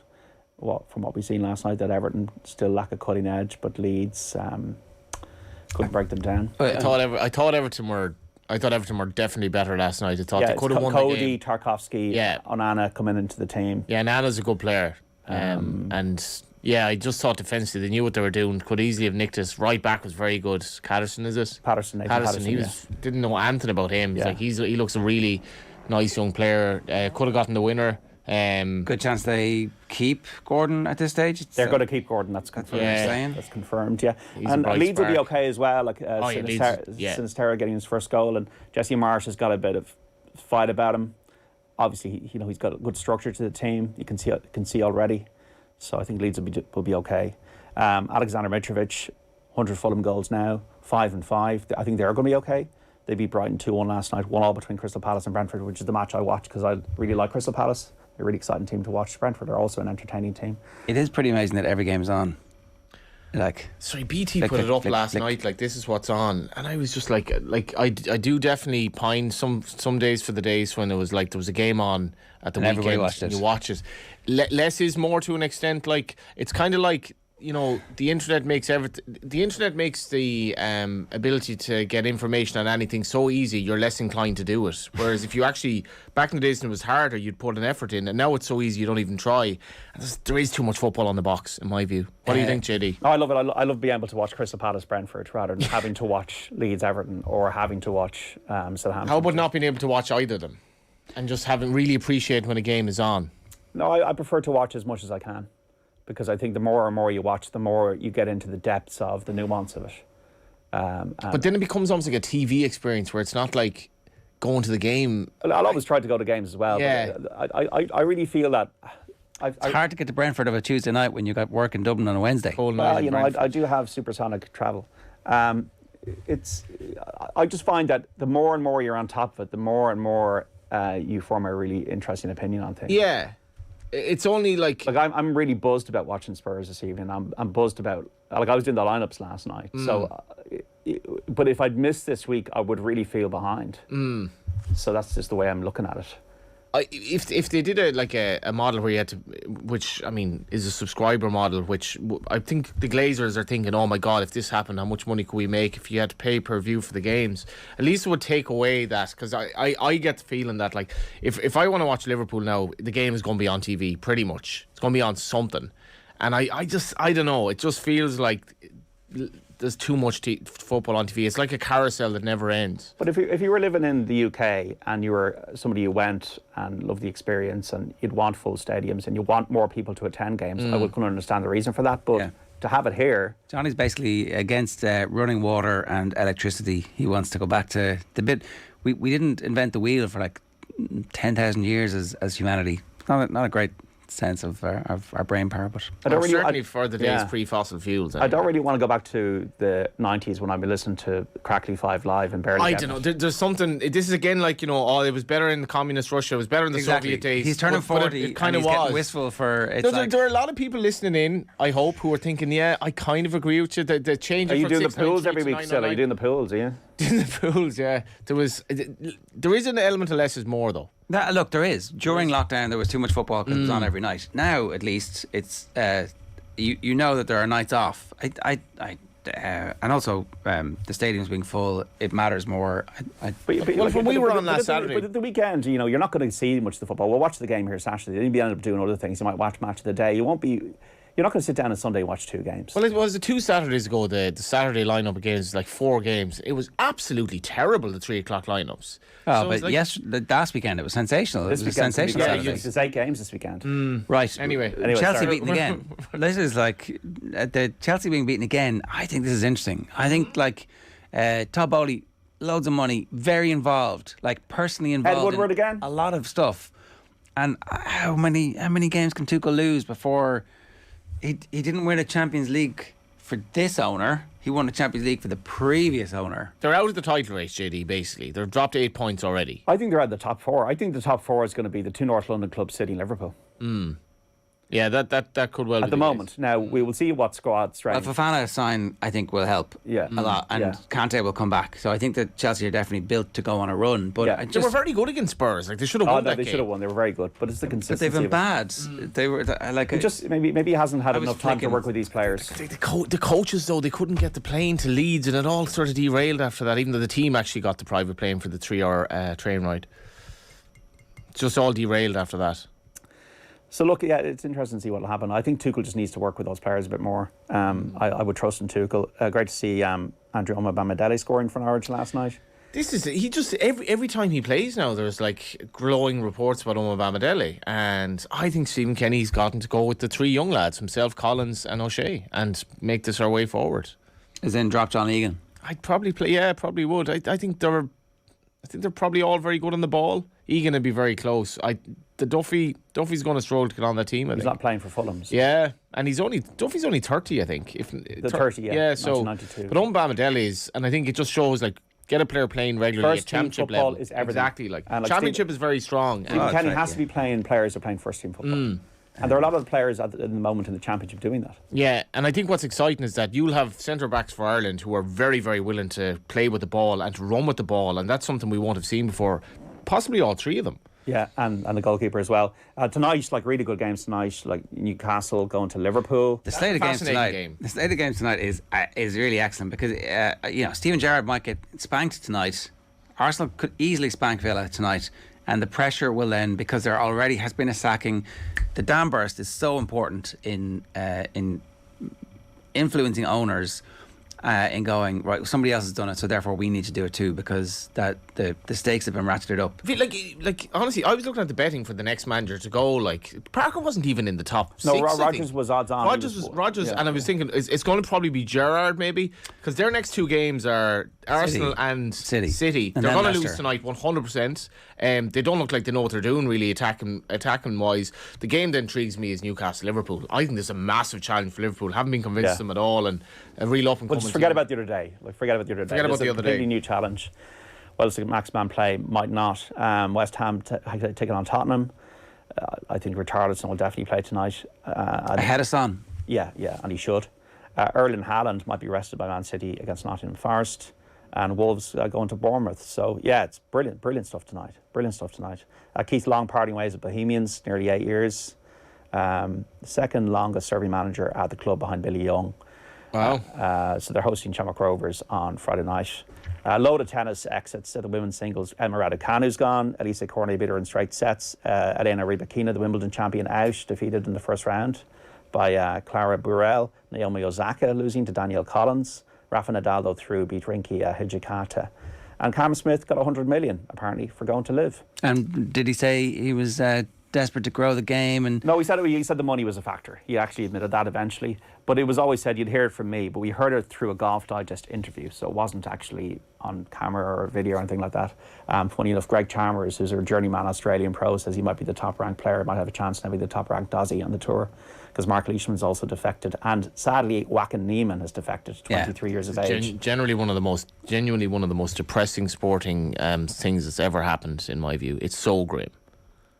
There's lots of them. It's part of a pattern, though. It is part of a pattern. It is. I mean, it's happening in racing and nobody says anything about it. They have a 20 million race in Saudi Arabia. Nobody talks about it, and we send horses over there. It's not dissimilar. I think the difference with all this, though, is you could have a boxing match or a race in Saudi Arabia or a Grand Prix in Saudi Arabia. This is a different thing. This is a hostile takeover by a regime, a nation state of a sport, and fracturing the sport, so you'll only have a maximum 4 times a year now the best players playing in the world against each other. That's the issue, is the geopolitical thing. At the Bedminster course where they had the last live event, it was a Trump rally.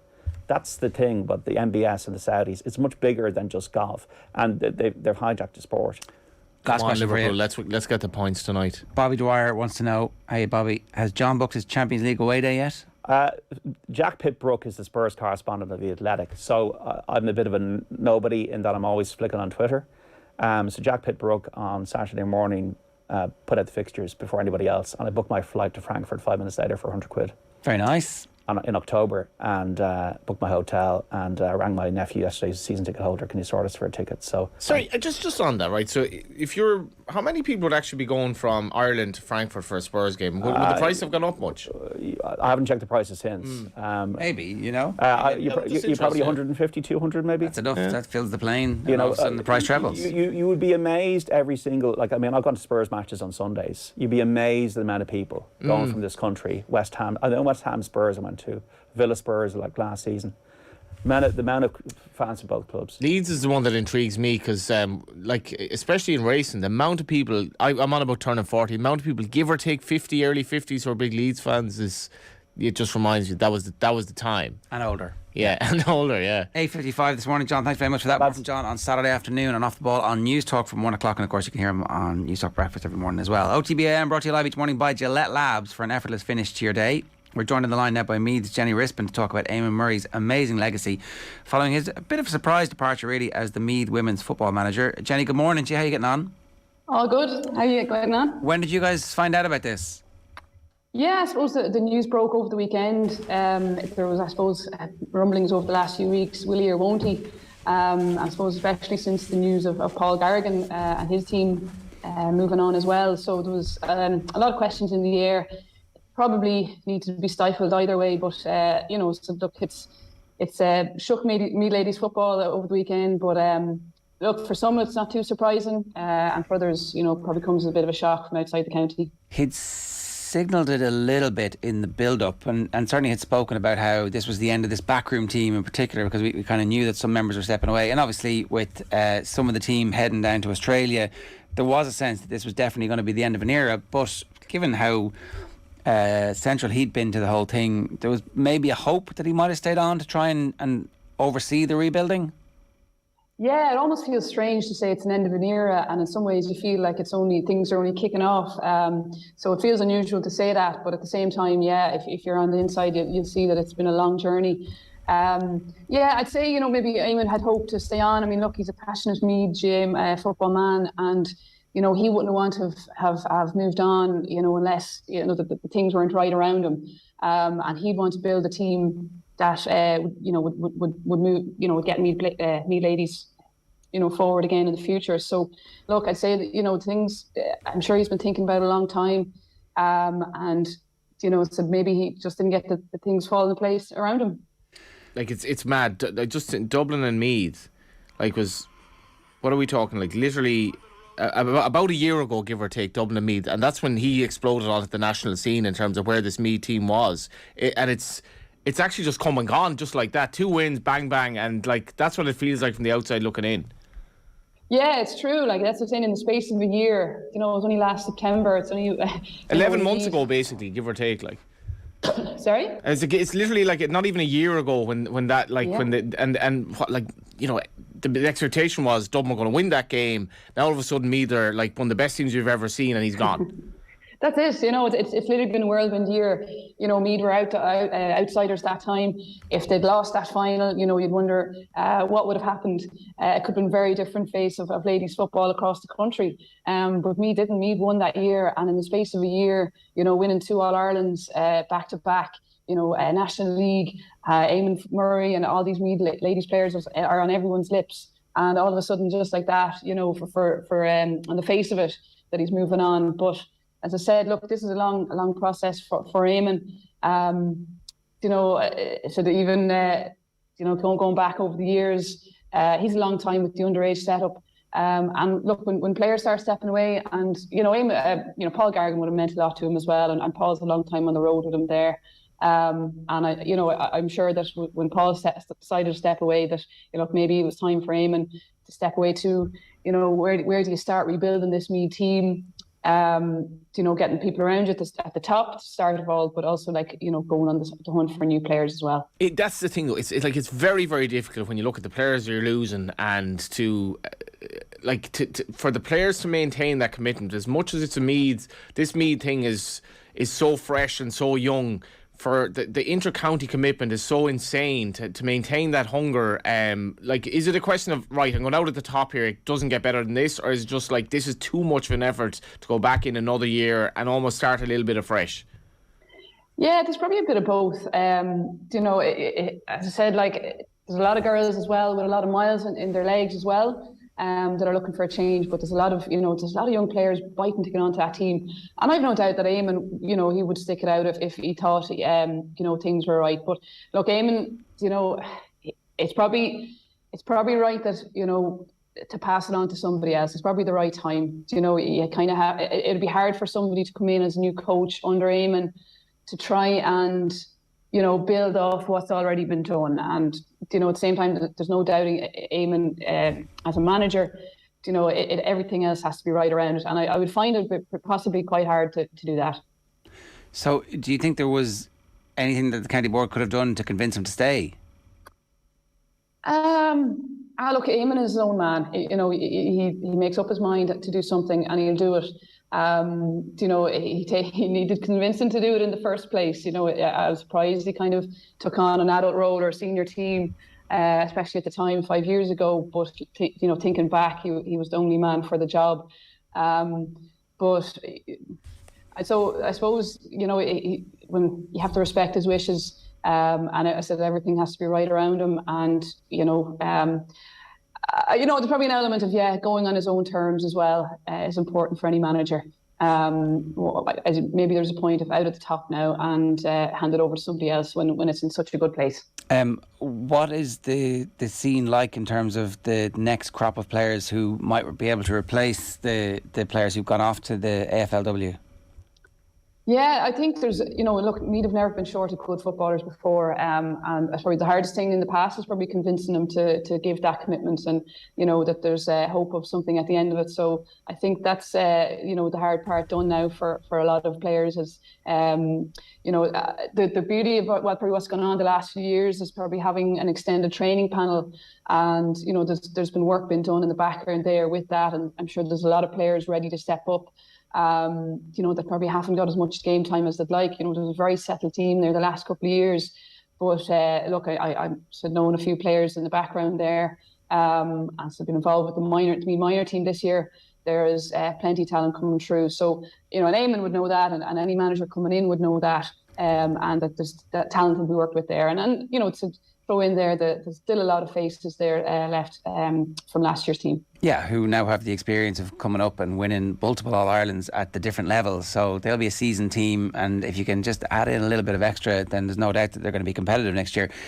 Have you seen a specific increase in the number of kids playing as a result of the success of the county team?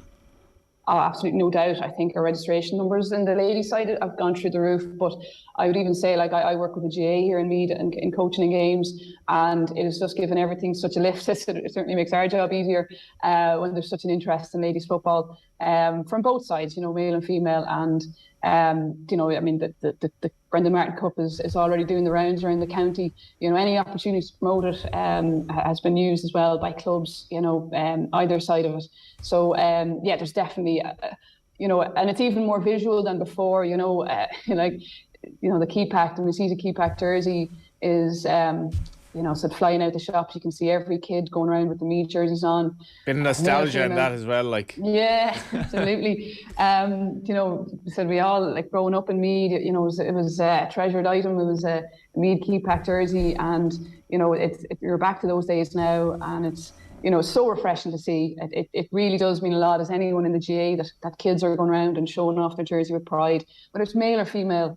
And I think that's, as a visual, it's massive for the gaming year. I had the joy or otherwise of watching the odd Galway Roscommon hurling game in that league opposite the Keypack factory, and I tell you, that was an absolute experience now of watching a hurling game in those circumstances. One thing that Eamon said though, Jenny, and Vicky Wall disagreed with it clearly after the final against Kerry. I totally disagreed with them, and I don't know, like, did this open up a debate in the games about physicality and the refereeing and that? Because Eamon's point, maybe he's kind of looking at it from the side of the men's game, which is kind of, I don't know, it has its issues. But the physicality thing for me, Vicky's obviously been an exponent of that side of the game. It's made it far better. I think the players themselves want a more kind of liberal interpretation of the rules, but Eamon seems to be of the more sort of traditional mindset. No, that'll ruin the game, and it'll maybe stop parents from getting their kids to play. What's the narrative around that now? Yeah, I think the issue, well, look, first of all, there's more and more people watching the game now and having opinions on it, which is probably a lot of what's coming from. There's obviously more spotlight on it as well. I wouldn't say the rules have changed massively, but probably the interpretation of it. And I just say, yeah, the peak, the conditioning of players now, so it's bringing all that into question. I'd probably be leaning towards Eamon's side. I don't see a need to open up the rules to allow more physicality. I think it's the interpretation and the use of it by probably referees that needs to be just looked at. And there's just this grey area of, I think there'll be, the charge and interpretation of that rule. So I think, and not to put the pressure on the referees maybe need to have a discussion with the top table as to how they're going to interpret the rules rather than changing the rules to allow more physicality. I don't think there's a need for it. I think, we have a great game as it is. And, there is an element of, we have to protect players as well, that, there's variations in size and ability and conditioning as well, even down to grassroots level. So, yeah, sorry. Yeah, I might have kind of explained myself slightly wrong there. So do you think maybe if the referees sort of they just get together and kind of come up with something of this is the Bible that we work off here in terms of this is how we try to implement the rules as opposed to kind of change the rules effectively? Possibly, yeah. Look, I said I'm not inside of that side of things, but I know they would get some guidance as to how to interpret the rules. So, I would imagine, so that they'd have a common language that they want to use as well. Because look, you see the start of every year, you'll have a referee maybe coming in to talk to teams and explain if there is any issues that they'll be focusing on and any things that they'll be looking out for and how they will interpret, and how they will referee the game. So you will have that aspect from certain referees, at the start of the game or before the game starts. So, look, I know there's a lot of discussion around it. So when you look at Vicky, it'll be interesting to see how she gets on in Australia. But look, for me personally, I think, the rules are fine, but it's how they're interpreted. And look, there's a lot of snapshots there, but referee has to make a split decision, and it doesn't look good on the replay. But for me, I'd be more leaning towards Eamon's ideas. I have one last question for you, Jenny.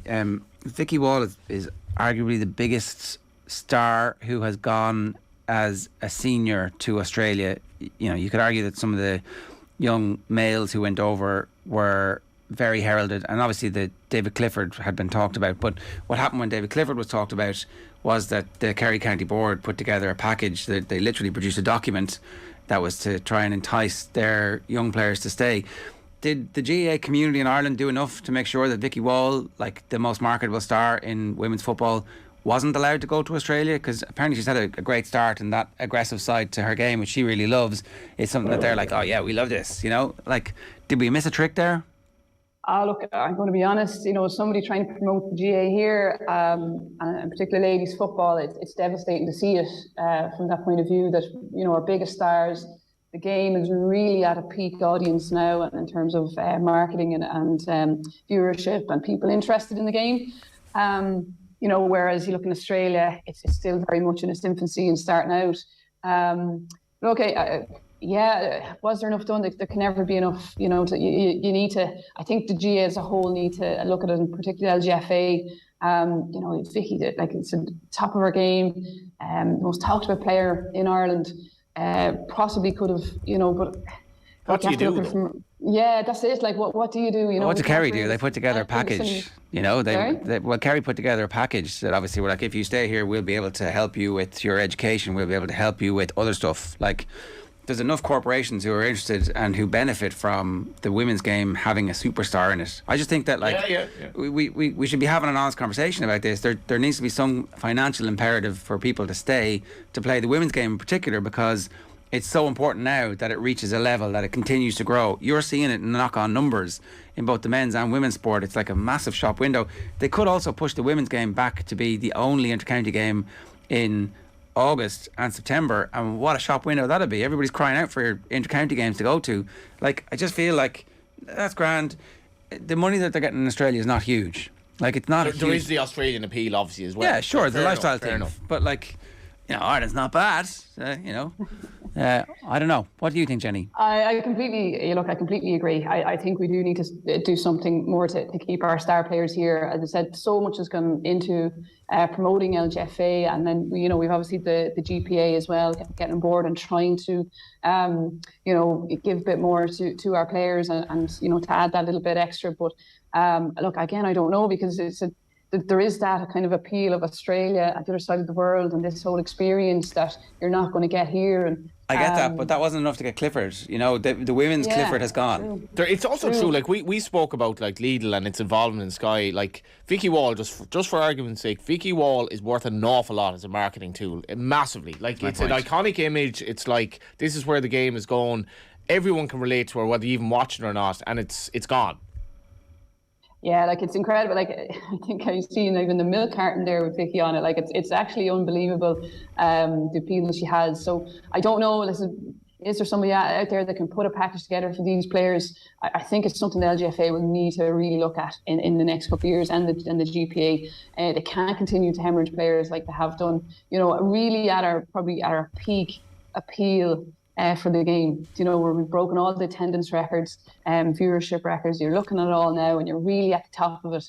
And I think, you know, like someone like Vicky, you know, and there's more to it than that. There's more than Vicky, but yeah, no, I completely agree. I don't know. I think they might need to bring a few, you know, partnerships together and sit down and trash it out. And maybe look at what Kerry have done. I said, I'm not kind of really familiar with what they've put together, but look, I know it's still very early days. I know it's been, you know, ladies football has been thrust into the spotlight in the last couple of years, but we're still, you know, off the pace of where the men are at. And I think, you know, the LGFA are doing a lot of work to get us up there. All right, Jenny, we'll leave it there. Good stuff. Thanks a million.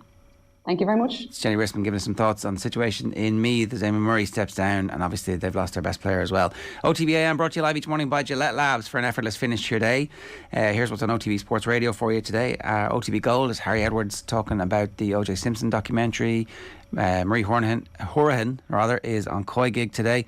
Our retro panel is called Keeping a Level Head, and Catherine Switzer is OTB Gold at 6. You can follow OTB across our social channel and subscribe to our YouTube. We're back after the break. It's Deal or No Deal with Phil Egan. OTB AM on OTB Sports Radio, Ireland's first and only sports radio station. Off the ball. For people to look at Roy Keane and say they're not going to take him because of what he might say as a pundit is ludicrous. It's ridiculous. How are you not going to have a player like that, a manager like that who's had the career he's had, and not try and tap into that to help your team? They're missing a trick. All of them who's not taking them. Missing a trick. Off the ball. Weeknights from 7 and weekends from 1. This is OTB Sports Radio. Live 24/7 on the OTB Sports app. If your business relies on a van, that wouldn't sound good. But this does. Get up to 75% off van insurance. Now available in FPD branches nationwide. FPD Insurance. Support. It's what we do. 75% no claims discount based on 5 years claims free. Available on new van policies. Used for farm or business purposes. Terms and conditions apply. Underwritten by FBD Insurance plc. FBD Insurance Group Limited, trading as FBD Insurance, is regulated by the Central Bank of Ireland. OTB AM. With Gillette. Get into your flow with the new Gillette Labs Razor with exfoliating bar. I signed for them after the Euros, and after my first day's training, I was driving home. I was actually thinking, regretting it. What have I done? It was like I walked into a circus. It's amazing, isn't it? Just look Deal or no deal? Keith Andrews there in the little build-up. There will be links between some of this Irish team, management team, again, and another job, which is a Bowes job. I definitely think that, be it like, I think Stephen Rice will definitely be mentioned. Maybe Jim Crawford. I don't know what his situation is, but this is an attractive job, and League of Ireland jobs don't come around very often, particularly not a job in Dublin with a big club. Sure, but are the Ireland jobs at the moment not more attractive considering the quality of player that are coming through? It depends on the level of the job. I think for Rice, there's obviously that job that has been, well, there've been maybe 2 people in it already. Certainly Rory Higgins. There's a lot of travelling involved. Stephen Rice is a young kid, for example. And the League of Ireland is going places. Damien Duff's in the paper. He's the Shells manager. Shamrock Rovers are in the group stage of Europe. It's in your own city. It'll definitely appeal to... and there'll be like even... Mad suggestion, Michael O'Neill after leaving Stoke, would he be in the run and come back to Ireland? Probably too big for him, but he's going to be the Northern Ireland manager in a few months, probably. There's that as well. That's probably a mad one, but it's a really interesting one to see who gets that job, because it's a big job, and League of Ireland jobs are a lot more attractive than they used to be. Deal or no deal. There you go. Brazilian reporter Mateus Leal is reporting that Liverpool have made a £20 million sterling bid for Aston Villa midfielder Douglas Luiz. Phil, deal or no deal? Deal or no deal. It was like a food show there for a minute. Well, it's your fish this morning. I think Liverpool need midfielders, and I'm going to be surprised if they sign one, because just listen. Why would you be surprised? Liverpool need midfielders. I'd be surprised. Is this like Wenger needed a goalkeeper, needed a centre back, refused point blank to sign one? Well, like Klopp sees himself as a manager with midfielders, but the problem at the moment is they're injured, and I know they will recover from injury, but some of those players will get injured again because that is their track record. Thiago is obviously an incredibly talented and technically gifted midfielder, but we've talked about this before, he tends to miss a third of the season in the Premier League. So it's like having this fancy car, you look into the garage and you can see it, but someone tells you can't drive it. So you need players that are durable. And when it was clear that Gini Wijnaldum was probably not going to sign a contract, you were kind of thinking, right, you need to fill that gap there. And even though he wasn't great in his last season, he was always available. You knew exactly what you were going to get from him. Whereas now, with Liverpool's midfield, certain players pick up knocks, and there's obviously... Klopp needs to be allowed to count a little bit on this, because in the Man United game, they started with Harvey Elliott, who's a brilliant prospect, and he's already a great footballer, but Henderson and Milner, they're midfield. So you haven't signed players, and at this stage they're already sort of fading out of the title race. They gave Henderson a lot of money. Henderson is probably slightly on the wane. Miller's 36. You should not be starting in your, the third game of the season with that midfield. And they were obviously they still had a lot of the ball, but they lost the game, and deservedly lost the game. Yeah, well, Fabinho was on the bench, and he hadn't had a good game against Crystal Palace previously. But with that midfield at Old Trafford, for example, there was no control in it. No. Now, Liverpool, when they had their best spells under Klopp, didn't necessarily have great control in midfield, but what they did is they got you the ball back straight away with tempo, and because your attack was so good, there was space for your attackers to exploit defences that were caught in the hop because they'd coughed up possession, because Liverpool's midfield was so good at getting it back. It's not as good at retrieving the ball as it used to be. So they need to inject more energy into that. Do they have the players at the club at the moment who can do that? Like, did some penny drop during the 9-0, or do we need to ignore that? No. I just think they were... I think it helped against Bournemouth that they scored early. I think Liverpool are... There's got to be a TAA. There's still this debate. We had it on the show on Saturday. There has to be a debate about playing him in the whole midfield role. At least give it a go. Well, do you sacrifice too much of right back? If you have a holding midfielder, your holding midfielder needs to spot danger defensively. Yeah, so he's not a holding midfielder. You play him in the James Milner, like as one of those three, but not as a six. Yeah, but he drifts into those areas anyway. So I don't think the Trent Alexander. I think you're saying no to Douglas Luiz, are you? I actually think he would be. He's quite a durable player, and he would be available. But and no. you need cover because Virgil van Dijk said something interesting after the Bournemouth game where he was asked about midfield, and he said we need midfielders. Now he wasn't necessarily saying that they need to sign midfielders, but he basically said that the engine room is obviously the midfield, and there's a lot of games. Well, I need some help. I don't need my 36-year-old coming around screaming at me. What was he doing? Sliding in. Put your hands out. What was he? What was Milner doing? He's 36. It was like his sliding tackle was coming from 15 yards away. Everybody could see. I'm just going to swivel my hips here, and that guy's gone. TAA wasn't the Mae West in it either. No, there was. But anyway, I think as well, like one of the other options could have been, would he play two in midfield, like a 4-2-3-1? And Klopp was asked about that after the United game, and he said, "Well, basically, I couldn't do that because I didn't have enough attackers to play." So first world problems. It's okay. So no to Luiz. Yeah, no deal. I don't know if they're going to sign a midfielder, and I think the other team who were linked with Douglas Luiz, by the way, were Atletico Madrid. So Atletico Madrid, very good at recruitment. Liverpool, very good at recruitment. Steven Gerrard, you're on my bench. I don't want you. I don't need you. To Douglas Luiz. What? Like, is it what? Yeah, well, I think it could be another tough night for Villa tonight at the Emirates. I think it will against be. the league leaders. It was striking when we had the Villa chats on Monday night. Got massive hits. Villa.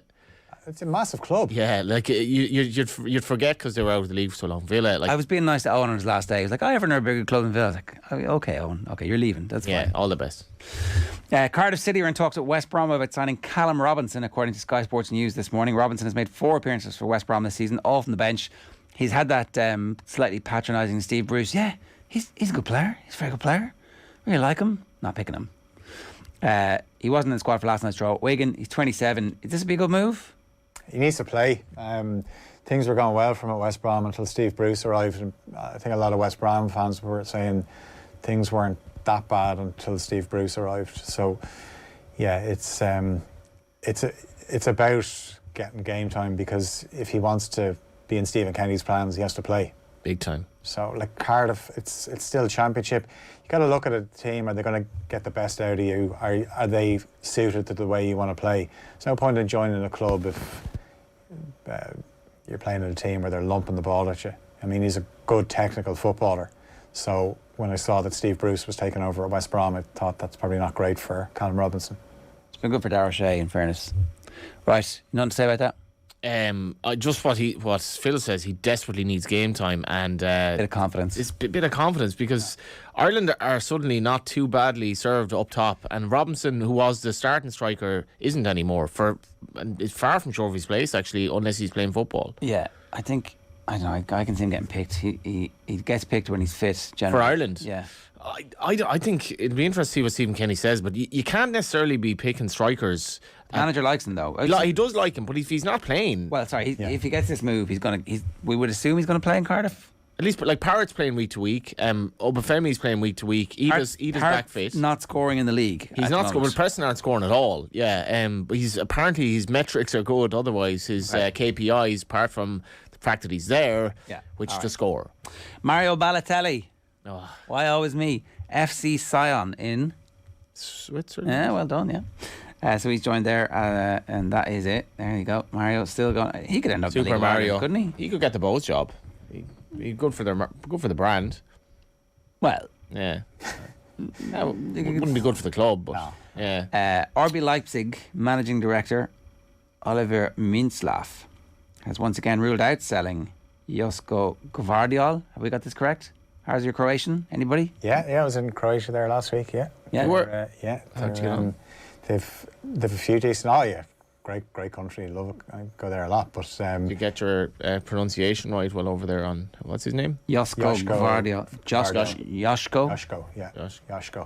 Josko Gvardiol is 20. He is an absolute beast of a 20-year-old. And once again, Leipzig are producing these young centre halves. We've obviously seen Kanate go to Liverpool, Upamecano to Bayern. So he looks like the next one. But yeah, the talk is that Chelsea would maybe agree a deal, but it won't happen until next summer. But looking at them last night, they were bad. They missed Reece James. The game was Reece lost. James was out. Yeah, the game was lost in the tunnel when Azpilicueta's getting outsmarted by the ball boy from Southampton. You were waiting to say that one. Yeah, he got done with the put your hand out, and he's got him like, and you know you can't be doing that. No, like if you're Azpilicueta, you're thinking you're 8. You can totally do that when you're 8. Like he's probably an internet sensation. I wouldn't do that. It's unmannerly. Well, Azpilicueta was mannerly enough to, he lost the battle though. People would say that's karma for what happened with Chelsea and Swansea and the ball boy. Eden Hazard, It's a long time ago. It is a long time ago. Comes around and all that. Yeah, but just thinking. Yeah, no, they weren't good. Obviously, N'Golo Kante's missing, so they've lost their last 2 away games, and he hasn't been involved in them. Sterling, in fairness, he scored. He had a chance before that, which scored twice the weekend as well. Yeah, so I don't think I think one of the issues is Kai Havertz. What do you do with him? Where's his best position? But in general, their attack is not very good. That was the not big cohesive. question mark. That was the big question mark. He brought Broha on last night, who looked big and burly and decent, but are they trying to get rid of him? Did they put him on so they could sell him in the next 24 hours? Did they put him on because they think he's an option? They have a lot of players who do a lot of the same things. Yeah. But I just think as a unit, and this was even a criticism I would have had of Tuchel's Chelsea even last season, where people were wondering could they go on and win the league, and they obviously signed Lukaku, and we know it didn't go very well, but they are very hard to beat usually. They haven't been like that the last couple of away games, but they still don't convince me going forward in terms of what the plan is. Yeah. But they have so many good players that they can obviously score goals anyway. Yeah. But they're not getting the most out of those It seems players. almost, it's like there's no overarching strategy behind how we're going to score beyond we have a lot of good players. Yeah. We'll give them responsibility to do it. Your good players go out and you look after it, kind of thing. He did more or less antagonise Conte, to be fair. He was poor about the referee in a subsequent game when he basically called his integrity into account, and maybe there is a little bit coming back to hit him in the face now. But he's definitely under pressure, I think. Yeah, I think the results keep going this way. You just can't spend $250 million and expect there to be no repercussions for it. Okay, so very quickly, your thoughts on some of the loan deals that have been completed. Dele Alli going to Besiktas, Callum Hudson-Odoi to Bayer Leverkusen, Harry Winks to Sampdoria. Good for all three of them to be away from the pressure cooker of... Yeah, I think... The pressure cooker, Dele Alli in Turkey. Yeah, well, that's a pressure cooker. Yeah, that is a pressure cooker, and he's, if he doesn't perform, the crowd will get on his back. But he needed to get some sort of a change. But I don't know how it's going to work out for him. I think Hudson-Odoi, that's a good move. I think the way he plays his style, the Bundesliga will suit it. It definitely suits attacking players. And Harry Winks, even if it doesn't work out, he gets to wear a cracking jersey every week. Where's he going? Sampdoria. Yeah. Oh, yeah. That's a beaut. Yeah. What will new signing Anthony offer to Manchester United? He's quality. He's obviously going to play in the right wing, but... Where will Jadon Sancho play? Well, you can play him on the left. Right. And you've got options then in the middle. But with Anthony, obviously... Because he's left foot, everyone thinks he's going to cut inside, but not necessarily. Like, he has no problem going down the outside, and he's not explosive with his pace, but his feet. He's got great feet. Technically, a really good player. So now they need to make sure that they have somebody that can link up with him on that right hand side. And at the moment, it's Diogo Dalot, but there is talk of Dest from Barcelona, who obviously would have played under Ten Hag at Ajax. I haven't seen enough of Dest at Barcelona to know, is that an upgrade on Dalot, or is it just strength and depth and they'll have two right backs then they can kind of interchange like most of the I teams? think and Wan-Bissaka would obviously be let go because Wan-Bissaka just isn't good enough attacking wise, and actually defensively he seems to his confidence is gone. Like, when he came to United defensively, he was pretty good in terms of when you try and take him on positionally, not so good, but he's definitely hasn't improved since he's gone to United. So Dest would obviously provide a bit of competition, and because Dalot, I don't think Dalot is he's not good enough really for the very top level. But United are not there right now. They're trying to get there. But it'll be another player that he has managed or played against week in, week out. So it's very clear that just decided, you are in charge of everything, you can have whatever you want, fix this. Yeah, and here's some money. And it's a lot of money. People are talking about Anthony, but if he's good, then the price tag never gets talked about. It's as soon as things go bad, the price tag gets thrown at it. Look at, prime example is Harry Maguire. I mean, remember when Liverpool bought Van Dijk, people laughed at the price tag. It's irrelevant once they play well, yeah. Absolutely. I mean, and it literally is small figures at this stage. Ronaldo, is he still going to be there on today? I think he Friday. will. I just don't know who's going to take him, unless his move to United all happened very quickly last season. So unless something happens quickly, maybe The Ten Hag situation is interesting because he's saying one thing, but he must be thinking another. Well, I guess he's not a bad sub to have to bring on if you're chasing the game. Is he good in the dressing room if he's not playing? That's the thing. I don't know. I don't know if he's going to have. I think so. Ten Hag is now going to have 8 or 9 players who absolutely think he is the dog's bollocks, right? Because of what's happened. The ones he's all signed, the ones who've all played with him before, and the ones who are like, oh, there's somebody who knows what he's doing in charge. All of a sudden, if Ronaldo's pouting, they're like, oh, your man's pouting again. It's not like, he's the leader, I've got to follow him. Because he's clearly the boss when Solskjaer is but that's changed. So is he even a good option off the bench going forward? Is he certainly not what he was? I mean, say for example, he didn't play against Liverpool. He came on, but he didn't start. But think about the first few minutes when that ball fell to Elanga and he didn't score. But if that ball fell to Ronaldo, he does score. But his legs are gone, more or less. Yeah, there's a dynamic Man United team in the making in terms of pace and that, so he totally changes the narrative. Yeah. But it's a difficult one. I mean, short of... Well, you can cancel his contract, like Ross Barkley has contract cancelled, and you just pay him a load of money to go away, and that's fine, and then he's not a problem in the dressing room. Or you decide that rather than giving him the money up front, we're going to pay him on a weekly basis, and hopefully he'll score 10 goals between now and the end of the season, and that's worthwhile, Carabao Cup, yeah. And look, maybe they win the Europa League and he gets it's that medal. I don't know. What's the Dubravka signing about? Is he gonna? No, he's just backup keeper. No pressure. No, but I think that is a position that they need to look at in the future, because if Ten Hag has an idea of how he wants to play, then De Gea is not the answer. But see, it's you have to clear players off the squad list, and you have to bring it in bit by bit. And they've done a remarkable job. If they get Dest, it will be like a half a team at least. Yeah, and that's a remarkable one transfer window. It's not bad considering a few weeks ago it looked where they poor came from, and now it's about playing with the intensity that Ten Hag wants, the way they played against Liverpool. But they weren't great against Southampton.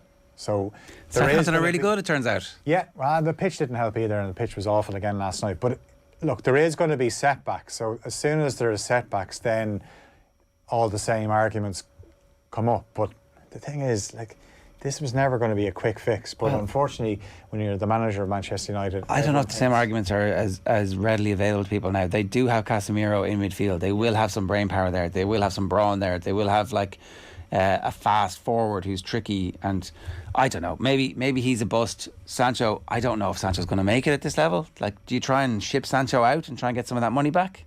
I think if you have a good forward unit, Sancho works for you perfectly, because he's a very intelligent footballer, and so he's going to be an inside left. Yeah, but that's his position. I mean, you can interchange. Anthony could play in the left if you wanted. So we see it often as well. If you're playing 3 up front, players can drift into the centre. So it's about having fluidity, and I see Sancho definitely as part of that. Okay. All right. Man City are in talks over deal to sign Borussia Dortmund centre-back Manuel Akanji. Is this a position City needs to strengthen? Is this good? Big time, yeah, because even when they played Newcastle a few weeks ago, the starting centre-halves were Stones and Ake. And you think when you see those... The problem is you usually can't get the ball off City, so they're fine for most games. But if there's a big game against good opposition, and in fairness to Newcastle that day, they caused City a lot of problems. A game and a half, they conceded 5 goals, and it was like in the Newcastle game, they did like when they lost possession. It was like, Jesus, you can actually hurt these people. Yeah, absolutely. But the thing is, City are just not used to teams going at them because they have the ball for so long. And obviously, Ruben Diaz came on in that game as well, and I think it is a position that they definitely need to strengthen. I've never really understood the whole thing behind Nathan Ake, but they spent a lot of money on that. Yeah. Will Liverpool sign anybody before the window closes? Yes or no? No. All right. That is today's Deal or No Deal. I signed for them after the Euros, and after my first day's training I was driving home, I was actually thinking, regretting it, what have I done? I was like I walked into a circus. It's amazing, isn't it? My thanks to Phil for that. We're nearly finished with the Deal or No Deal for now, but there's still another 24 hours of this to go. So it's down the clock. What was wrong with finishing it tonight? Right, we're back tomorrow from 7:30. We're going to be joined in studio by legendary Irish athlete Eamon Coughlin. Our own Kathleen McNamee will look ahead to tomorrow night's Crunch Clash in Tala. Cian Fahey will preview the new NFL season. Much more besides. A reminder, OTB AM brought to you live each morning by Gillette Labs for an effortless finish to your day. Right now we're playing you out with the legendary Cork rower Fintan McCarthy, who spoke with Will O'Callaghan, fresh from yet another win alongside Paul O'Donovan at the European Championships. Enjoy. It's Fintan McCarthy. He's right between 2 major championships. The Europeans just gone in Munich, and himself and Paul O'Donovan going to be back in the boat in the Czech Republic in the middle of next month as well. Fintan, how are you getting on? Not too bad. Yeah, we've a half-day training today, so just taking it easy for the rest of the afternoon. We had the hard session this morning, but it's pretty good otherwise, yeah. Not a bad rap sheet when you think about it. That's now 5 major international regattas in a row where you and Paul have come back with gold medals. But this one perhaps a little bit unique, given that this was the first international regatta where you were back in the boat together since the delayed Olympic Games of last year. Yeah, well, we had one race in Henley after the Olympics last year, but since then, we've had a bit of a time apart training by ourselves, and yeah, it was nice to get back in and it's like just see where we are. I guess there's always kind of a new field after the Olympics. There's new boats coming into the mix and new people showing up. So yeah, it was good to kind of get a measure of where the field's at this year, and hopefully, gain a bit of an insight for the Worlds coming up. There's probably 2 ways of looking at that. On the one hand, there's maybe a lack of rhythm from not having time in the boat together. But on the other hand, you've both been pursuing your individual goals and having individual races as well. And it doesn't seem to have affected the performance when Munich came around that you had so little time in the boat together. Yeah, no, we were really pleased with Munich. I think really, taking the year after the Olympics to kind of improve ourselves individually really has kind of stood to us, and I think it's done us really good so far anyway, so hopefully we can keep it up going into the Worlds. And 3 and a bit years in the boat together, it probably becomes almost like second nature, the way that you know each other's style of rowing and so on. Because I heard your interview in Munich afterwards, and you were asked about communication within the boat itself, and you said it's rare enough that you might say 1 or 2 words to each other during an actual race. Yeah, I think mostly that's because you're just flat out and there's not much energy for anything other than rowing during a race. But at this stage we've taken so many strokes together that it is a bit like second nature, and each race we're kind of just zoning in on what racing actually feels like and just making it a habit. So I think that really stood to us this weekend as well, and it's nice to kind of practice it and see that we've still got it, I guess. Well, in the final you definitely did. Take me back to that day nearly 3 weeks ago now at this stage in Munich, where you go into a final where the Italian crew and the Swiss crew particularly go off fast. The Swiss crew went off really fast, but at no point did you guys seem to panic, and you had a really good finish in the final third of the race as well. Yeah, I think it's always interesting to race these championships as well, because you never know, whether someone's going to try something new. Because I think usually, at this stage, we're sort of known for coming through in the second half of the race and kind of taking our lead there. So it's always interesting to see what other crews are going to try. This time we hadn't raced that Swiss combination before, and they really took it to us in the first 1500 of the race. And then I think the Italians had kind of a usual quick start, and we pulled through them kind of in the middle of the race. So, I think that we did have a good last 500, but mostly it was that we kind of flatlined our race and held our pace the whole way, whereas I think the other crews tried really hard in the first sort of 3 quarters to get ahead of us. And then once we pulled through, they didn't really have much left, and we kind of just held our speed. So hopefully, you never know, there might be a bit more of a sprint coming up later in the season, but we'll see. We'll see how it goes. Well, from what you said there, like, racing is all about being the first boat home and being ahead of the other boats. But for you two, it seems to be about consistency as well. And I was reading, Dominic, your coach, was talking about this, that generally you're pacing yourself against what you've done previously and against what would be potentially a world record time again. And so therefore you want to be making those marks as you go in the race. So does that help you actually not panic if you see a boat go off to a really fast start? Yeah, definitely. You know, we sort of know at this stage, you know, we know our, I guess you could call them our limits or whatever, but you know how you're feeling in a race, whether you can go a bit harder if you need to. And before the race as well, you know, we'd be doing a few strokes at kind of race pace, and you'd get an idea of the speed that you can do for the race. So we generally would say, oh yeah, it might be this time today, so we'll try keep the speed around this, because we each have a sort of a GPS unit in the boat. So that's good to look at as well. It's just learning each race as well, I think. And, you know, we know what our bodies are capable of at this stage. So it's just about trying to improve a little bit in training and then putting out in racing what we do in training.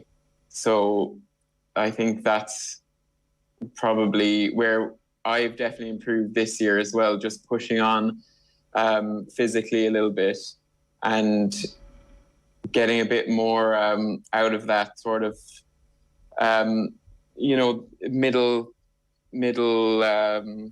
sorry, I don't know what I'm saying here. Well, I was going to ask you about tracking and what you do along the way, because our friends at Whoop have sent us over your tracker details from the 7 days around Munich. And given that there's obviously a couple of days of competing to get into the final and the final itself, it's interesting the consistency, Fintan, that you brought here, because the first day where you're under 80% recovery score is the day that you travel to Germany. After that, you're getting your sleep up beyond 9 hours every night. You're getting some good recovery in after maybe going to the rowing machine and getting some of the lactic acid out of the way after the trip that you make there. But remarkable consistency. You stay over 80% on pretty much all of the days around the races and in the preparation for it. That's incredible consistency. Obviously, rest and recovery is something you've really worked into your routine here. Yeah, 100%. And I think Whoop has actually been really helpful in dialing in on that recovery around racing before you're kind of guessing, to be honest. And each regatta that we've had now, I'm able to look at what I did the week before, how it affected my recovery, and just identify what strategies really worked for me and what strategies, you know, I could maybe leave out. So, yeah, I think every time I am getting a bit better, and this time actually was pretty good. You know, usually there'd be a few reds or oranges at the start of the week.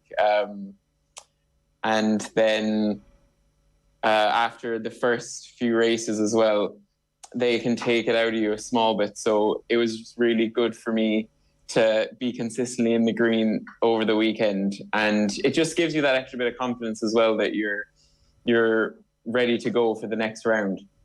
Well, the only yellowy orange that I actually see come up in your score at all is on the Monday after the weekend. Was that down to a bit of celebration after picking up the gold medal, or were you on the travel that day, or what's the reason for the massive drop-off compared to the wonderful greens that you've posted across the board for the 6 days before? Yeah, I think it's just that kind of release of you're not on top of recovery as much afterwards because it's over, and you're you know, you don't want to sit in an ice bath or put on the recovery boots or something like that. You know, it's just it's over, and you can relax a little bit. So that does. I always see a few of those kind of lower scores the week after, and especially because after the final as well, you'd be in a hole. So that might have played a part. I think. But I think you can be forgiven for one bad score. When you put exactly. 6 good days beforehand and a championship performance in the middle of it all as well. You didn't get much chance to really kind of rest or recover afterwards, though. I was reading that you pretty much went directly to Italy first and then to your training camp in Spain. Is that just the nature of having two majors coming so close to each other that you just have to kind of keep the foot in the pedal, so to speak? Yeah, pretty much. It is a bit unusual that they're so close together. You know, in other years, the Europeans might fall a bit earlier in the season. But yeah, this time we just decided we'd stay out in Europe, kind of minimise travelling between the two competitions and get a really good block done after the Europeans, just to push on for those last few weeks before the World Champs and see how we go. Was there any real doubt about the fact that Paul was going to go to the Worlds? I think he had to go back and do some college work, and understandably he's trying to balance a few things at the one time. But was there any real doubt that you weren't going to go and try and defend your world titles in the Czech Republic? Yeah, no, there actually was. It wasn't on the plan at all for us to do the double for the Worlds, kind of for the first part of the year. We always knew that the Europeans could be an option because it would be kind of in the middle of Paul's break. So we had that scheduled in. And then I think after the Europeans, we kind of decided that we might as well give it a go and just, you know, learn some new things. We haven't really prepared for championships in this way before, but I think it's really cool to sort of take a different approach and just see how it goes, really. Yeah, so it's been working so far. Yeah, I find the concept of trying to learn new things very interesting when you've been to the top of the mountain. Like when you've been to a semi-final of an Olympics where you are able to row a world best time and then you go and win a gold medal afterwards. And now you've backed that up now by winning another European Championships. In some ways, it's difficult to stay motivated because the sport is so associated with major championships and with Olympic cycles particularly, when you've been there and when you've won a gold medal. But by the sounds of it, both yourself and Paul are driven to try and keep on improving here. Yeah, definitely. I think that's just the nature of it as well. There's always someone out there that is improving, and I think we just really enjoy the challenge of getting better and finding new ways to get better and trying new things. And then it's kind of okay, even if it doesn't work out, because we're enjoying the process of learning about ourselves, learning more about the sport, and just improving. You know, it doesn't have to be, we don't have to be like hugely successful for us to be happy in the sport. We just love training and getting better and, like I said, learning about what we can do to make us better. So I think that's a big part of it too. Yeah, the currency is ultimately medals, but you're on this wonderful run of wins at the moment currently too. Aside from the fact that it's now, 5 medal regattas in a row, you've won your last 9 races in a row if we take heats and semi-finals into account as well. I'm sure that's not a primary driving factor, but is it important for you guys to try and go out and win every single race that you now go into? Yeah, I think it's always important, especially in regattas like that, because you don't really know what's going to happen with conditions and stuff. So if you win your heat, let's say, you'll get the best lane draw for the semi-final. So say if there's sort of unfair conditions, you'll get the best chance because you'll be in the favoured lane. So that is we do kind of keep that in mind. Obviously, it's not a huge disaster if we were going to lose a heat or a semi, and we're not going out each round to go really hard and kill ourselves in the early rounds of the race. But I think, yeah, it is quite important that we just do the job and have the best race we can and improve from each race as well. Couple of weeks. So that would be sort of the main motivation, rather than like having to win. It's a very important driving factor. We had Niall O'Toole on with us the Monday after your gold medal win, and he was talking about, in a most complimentary way, he was saying that it could have been intimidating for you getting in a boat in 2019 with Paul O'Donovan, because everything he had achieved, both with Gary individually, and he's already at that point, acknowledged as one of the very best in the world at that stage, and you're joining into a boat and it's a new setup for the crew. But you did not seem to be overawed whatsoever by joining up with Paul, a guy that you would have been watching before that. Yeah, I think it helped that we're from the same club, and I trained with him for a few years before that. The first year, I suppose it was a bit daunting, because I was quite young and hadn't had any major successes, but it was just a really great time for me, just getting in to a boat that could perform at that level. And I learned so much so quickly. And Paul was great, obviously, all the time. I was making mistakes left, right, and centre at the start, but he never got really angry or irritated ever, even though I know if I was in his situation, I definitely would have been. And it's nice now, I think, that I'm probably over that stage, and we can really collaborate and make the boat better, because we're sort of getting to that stage of the partnership where it's sort of natural, and we have a really good base speed, and we can work from there then in terms of looking at different things. And I think now it's like a real collaboration, and it's been really fun.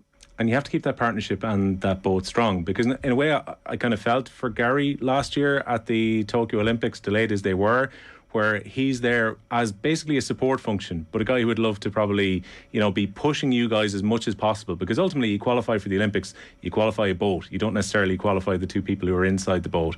So you've always got, with the very talented base of rowers that are there at the moment, motivation to make sure you're at your very best all the time as well, Fintan. Yeah, 100%. And I think it's something that drives us all on as well, because like you said, there's no guarantee that both of us are going to be sitting in the boat. Every year we have to prove that we're fast enough. We do individual testing, and we also do tests in different combinations in the double to make sure that every time we're putting out the fastest combination. And it's just so happened that the last few years it's been me and Paul, but there is a huge gang of us that keep driving each other on, and there is huge competition for that boat as well that keeps us all on our toes and training hard. For you individually, look, you've already been to a podium at the Europeans with the lightweight singles, and over this last year you've had some really good singles results as well.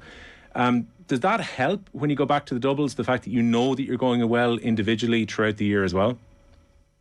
Yeah, definitely. I think the single you can get real confidence from if you're going fast, and if we're both going well in the single, that the double shouldn't be a disaster, especially when we've had a few years now to develop the double. So I think that's really actually played a pretty key role this year in us both having some good singles performances, because we haven't had that much time in the double, but then we both know that we're going well, and it's been easy to sort of just get back into the double because we're both at a really good level individually. I was reading that you were inspired to get involved with Skibbereen Rowing Club after watching the Olympics back in 2012 particularly. What is it about Skibbereen that has turned your club into a medal factory over the last few years? Oh, I could tell you that. I don't know. Like the exact thing is hard to pinpoint, but I think the culture down there is just so great. Like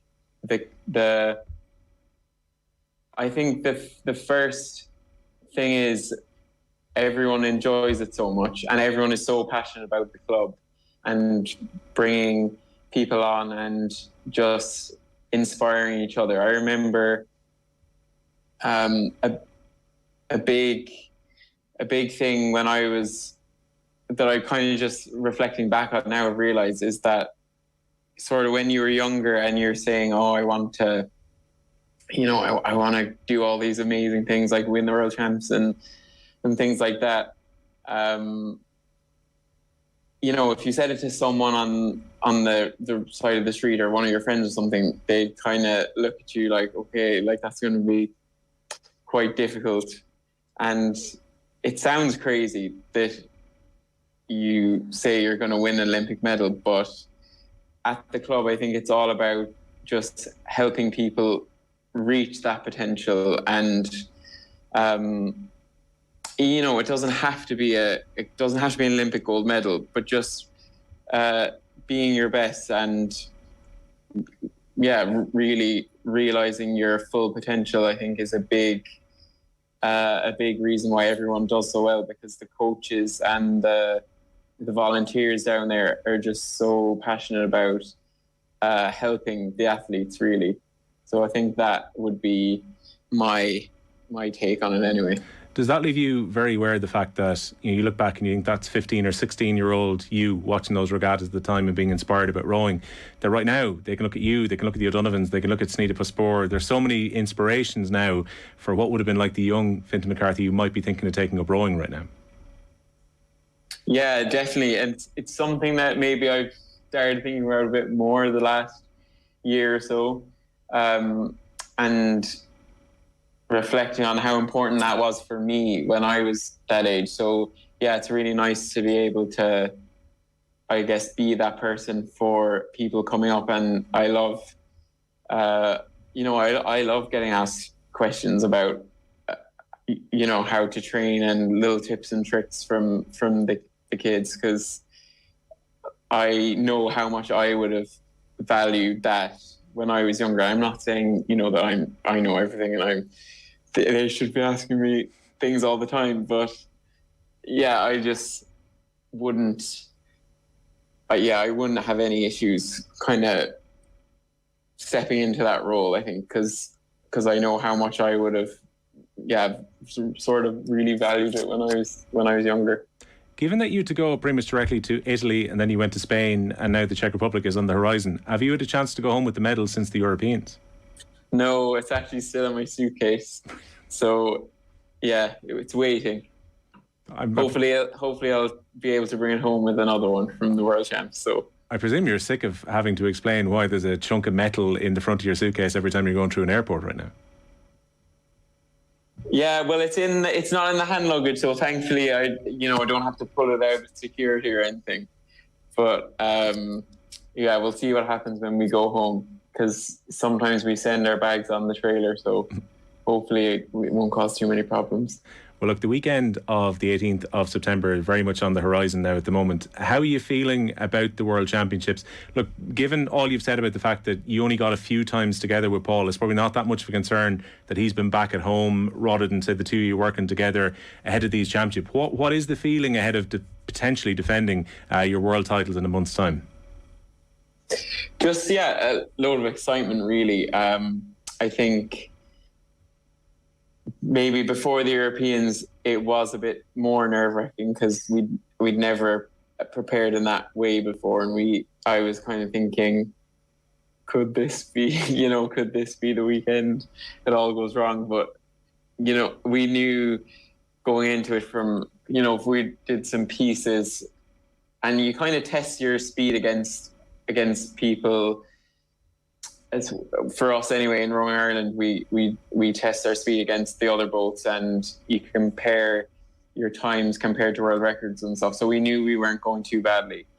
So I think this time, it's just more excitement really to see what we can do and see how we progressed over the last few weeks.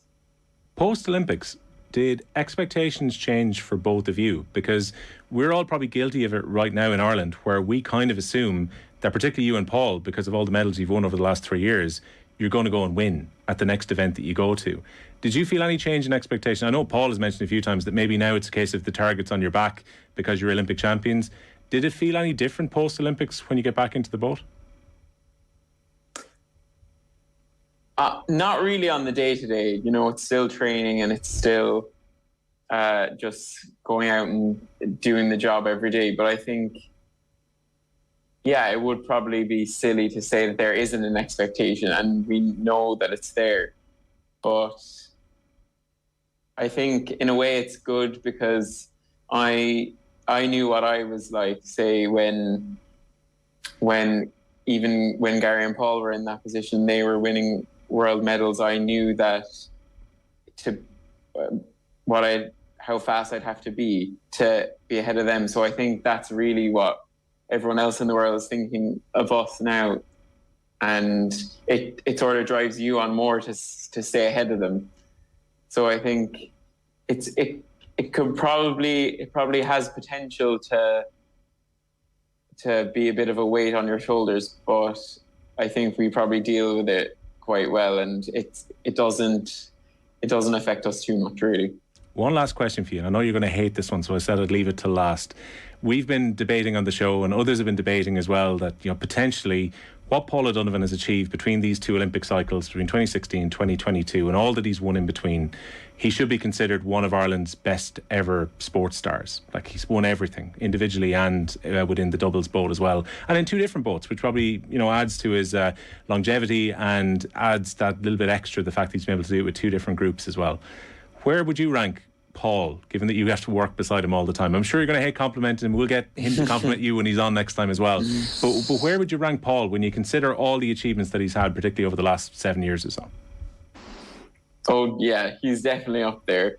You know, I think people actually don't realise how hard rowing is as well. Like, to be able to perform that consistently and train as hard as we do, I think he is really something else, and definitely the best athlete I know anyway. So it's a pleasure, no doubt, to get to sit behind him in the boat and be part of such a competitive team with everything that you've achieved as well. Fintan, I'm particularly envious of the wonderful sleep that you're able to get even at the most stressful moments. That's been the main takeaway today. But my congratulations again on becoming a back-to-back European champion. Hopefully, in a month's time, we'll be able to call you a back-to-back world champion as well. And thanks a million for joining us here on Off the Ball. OTB AM. With Gillette. Get into your flow with the new Gillette Labs Razor.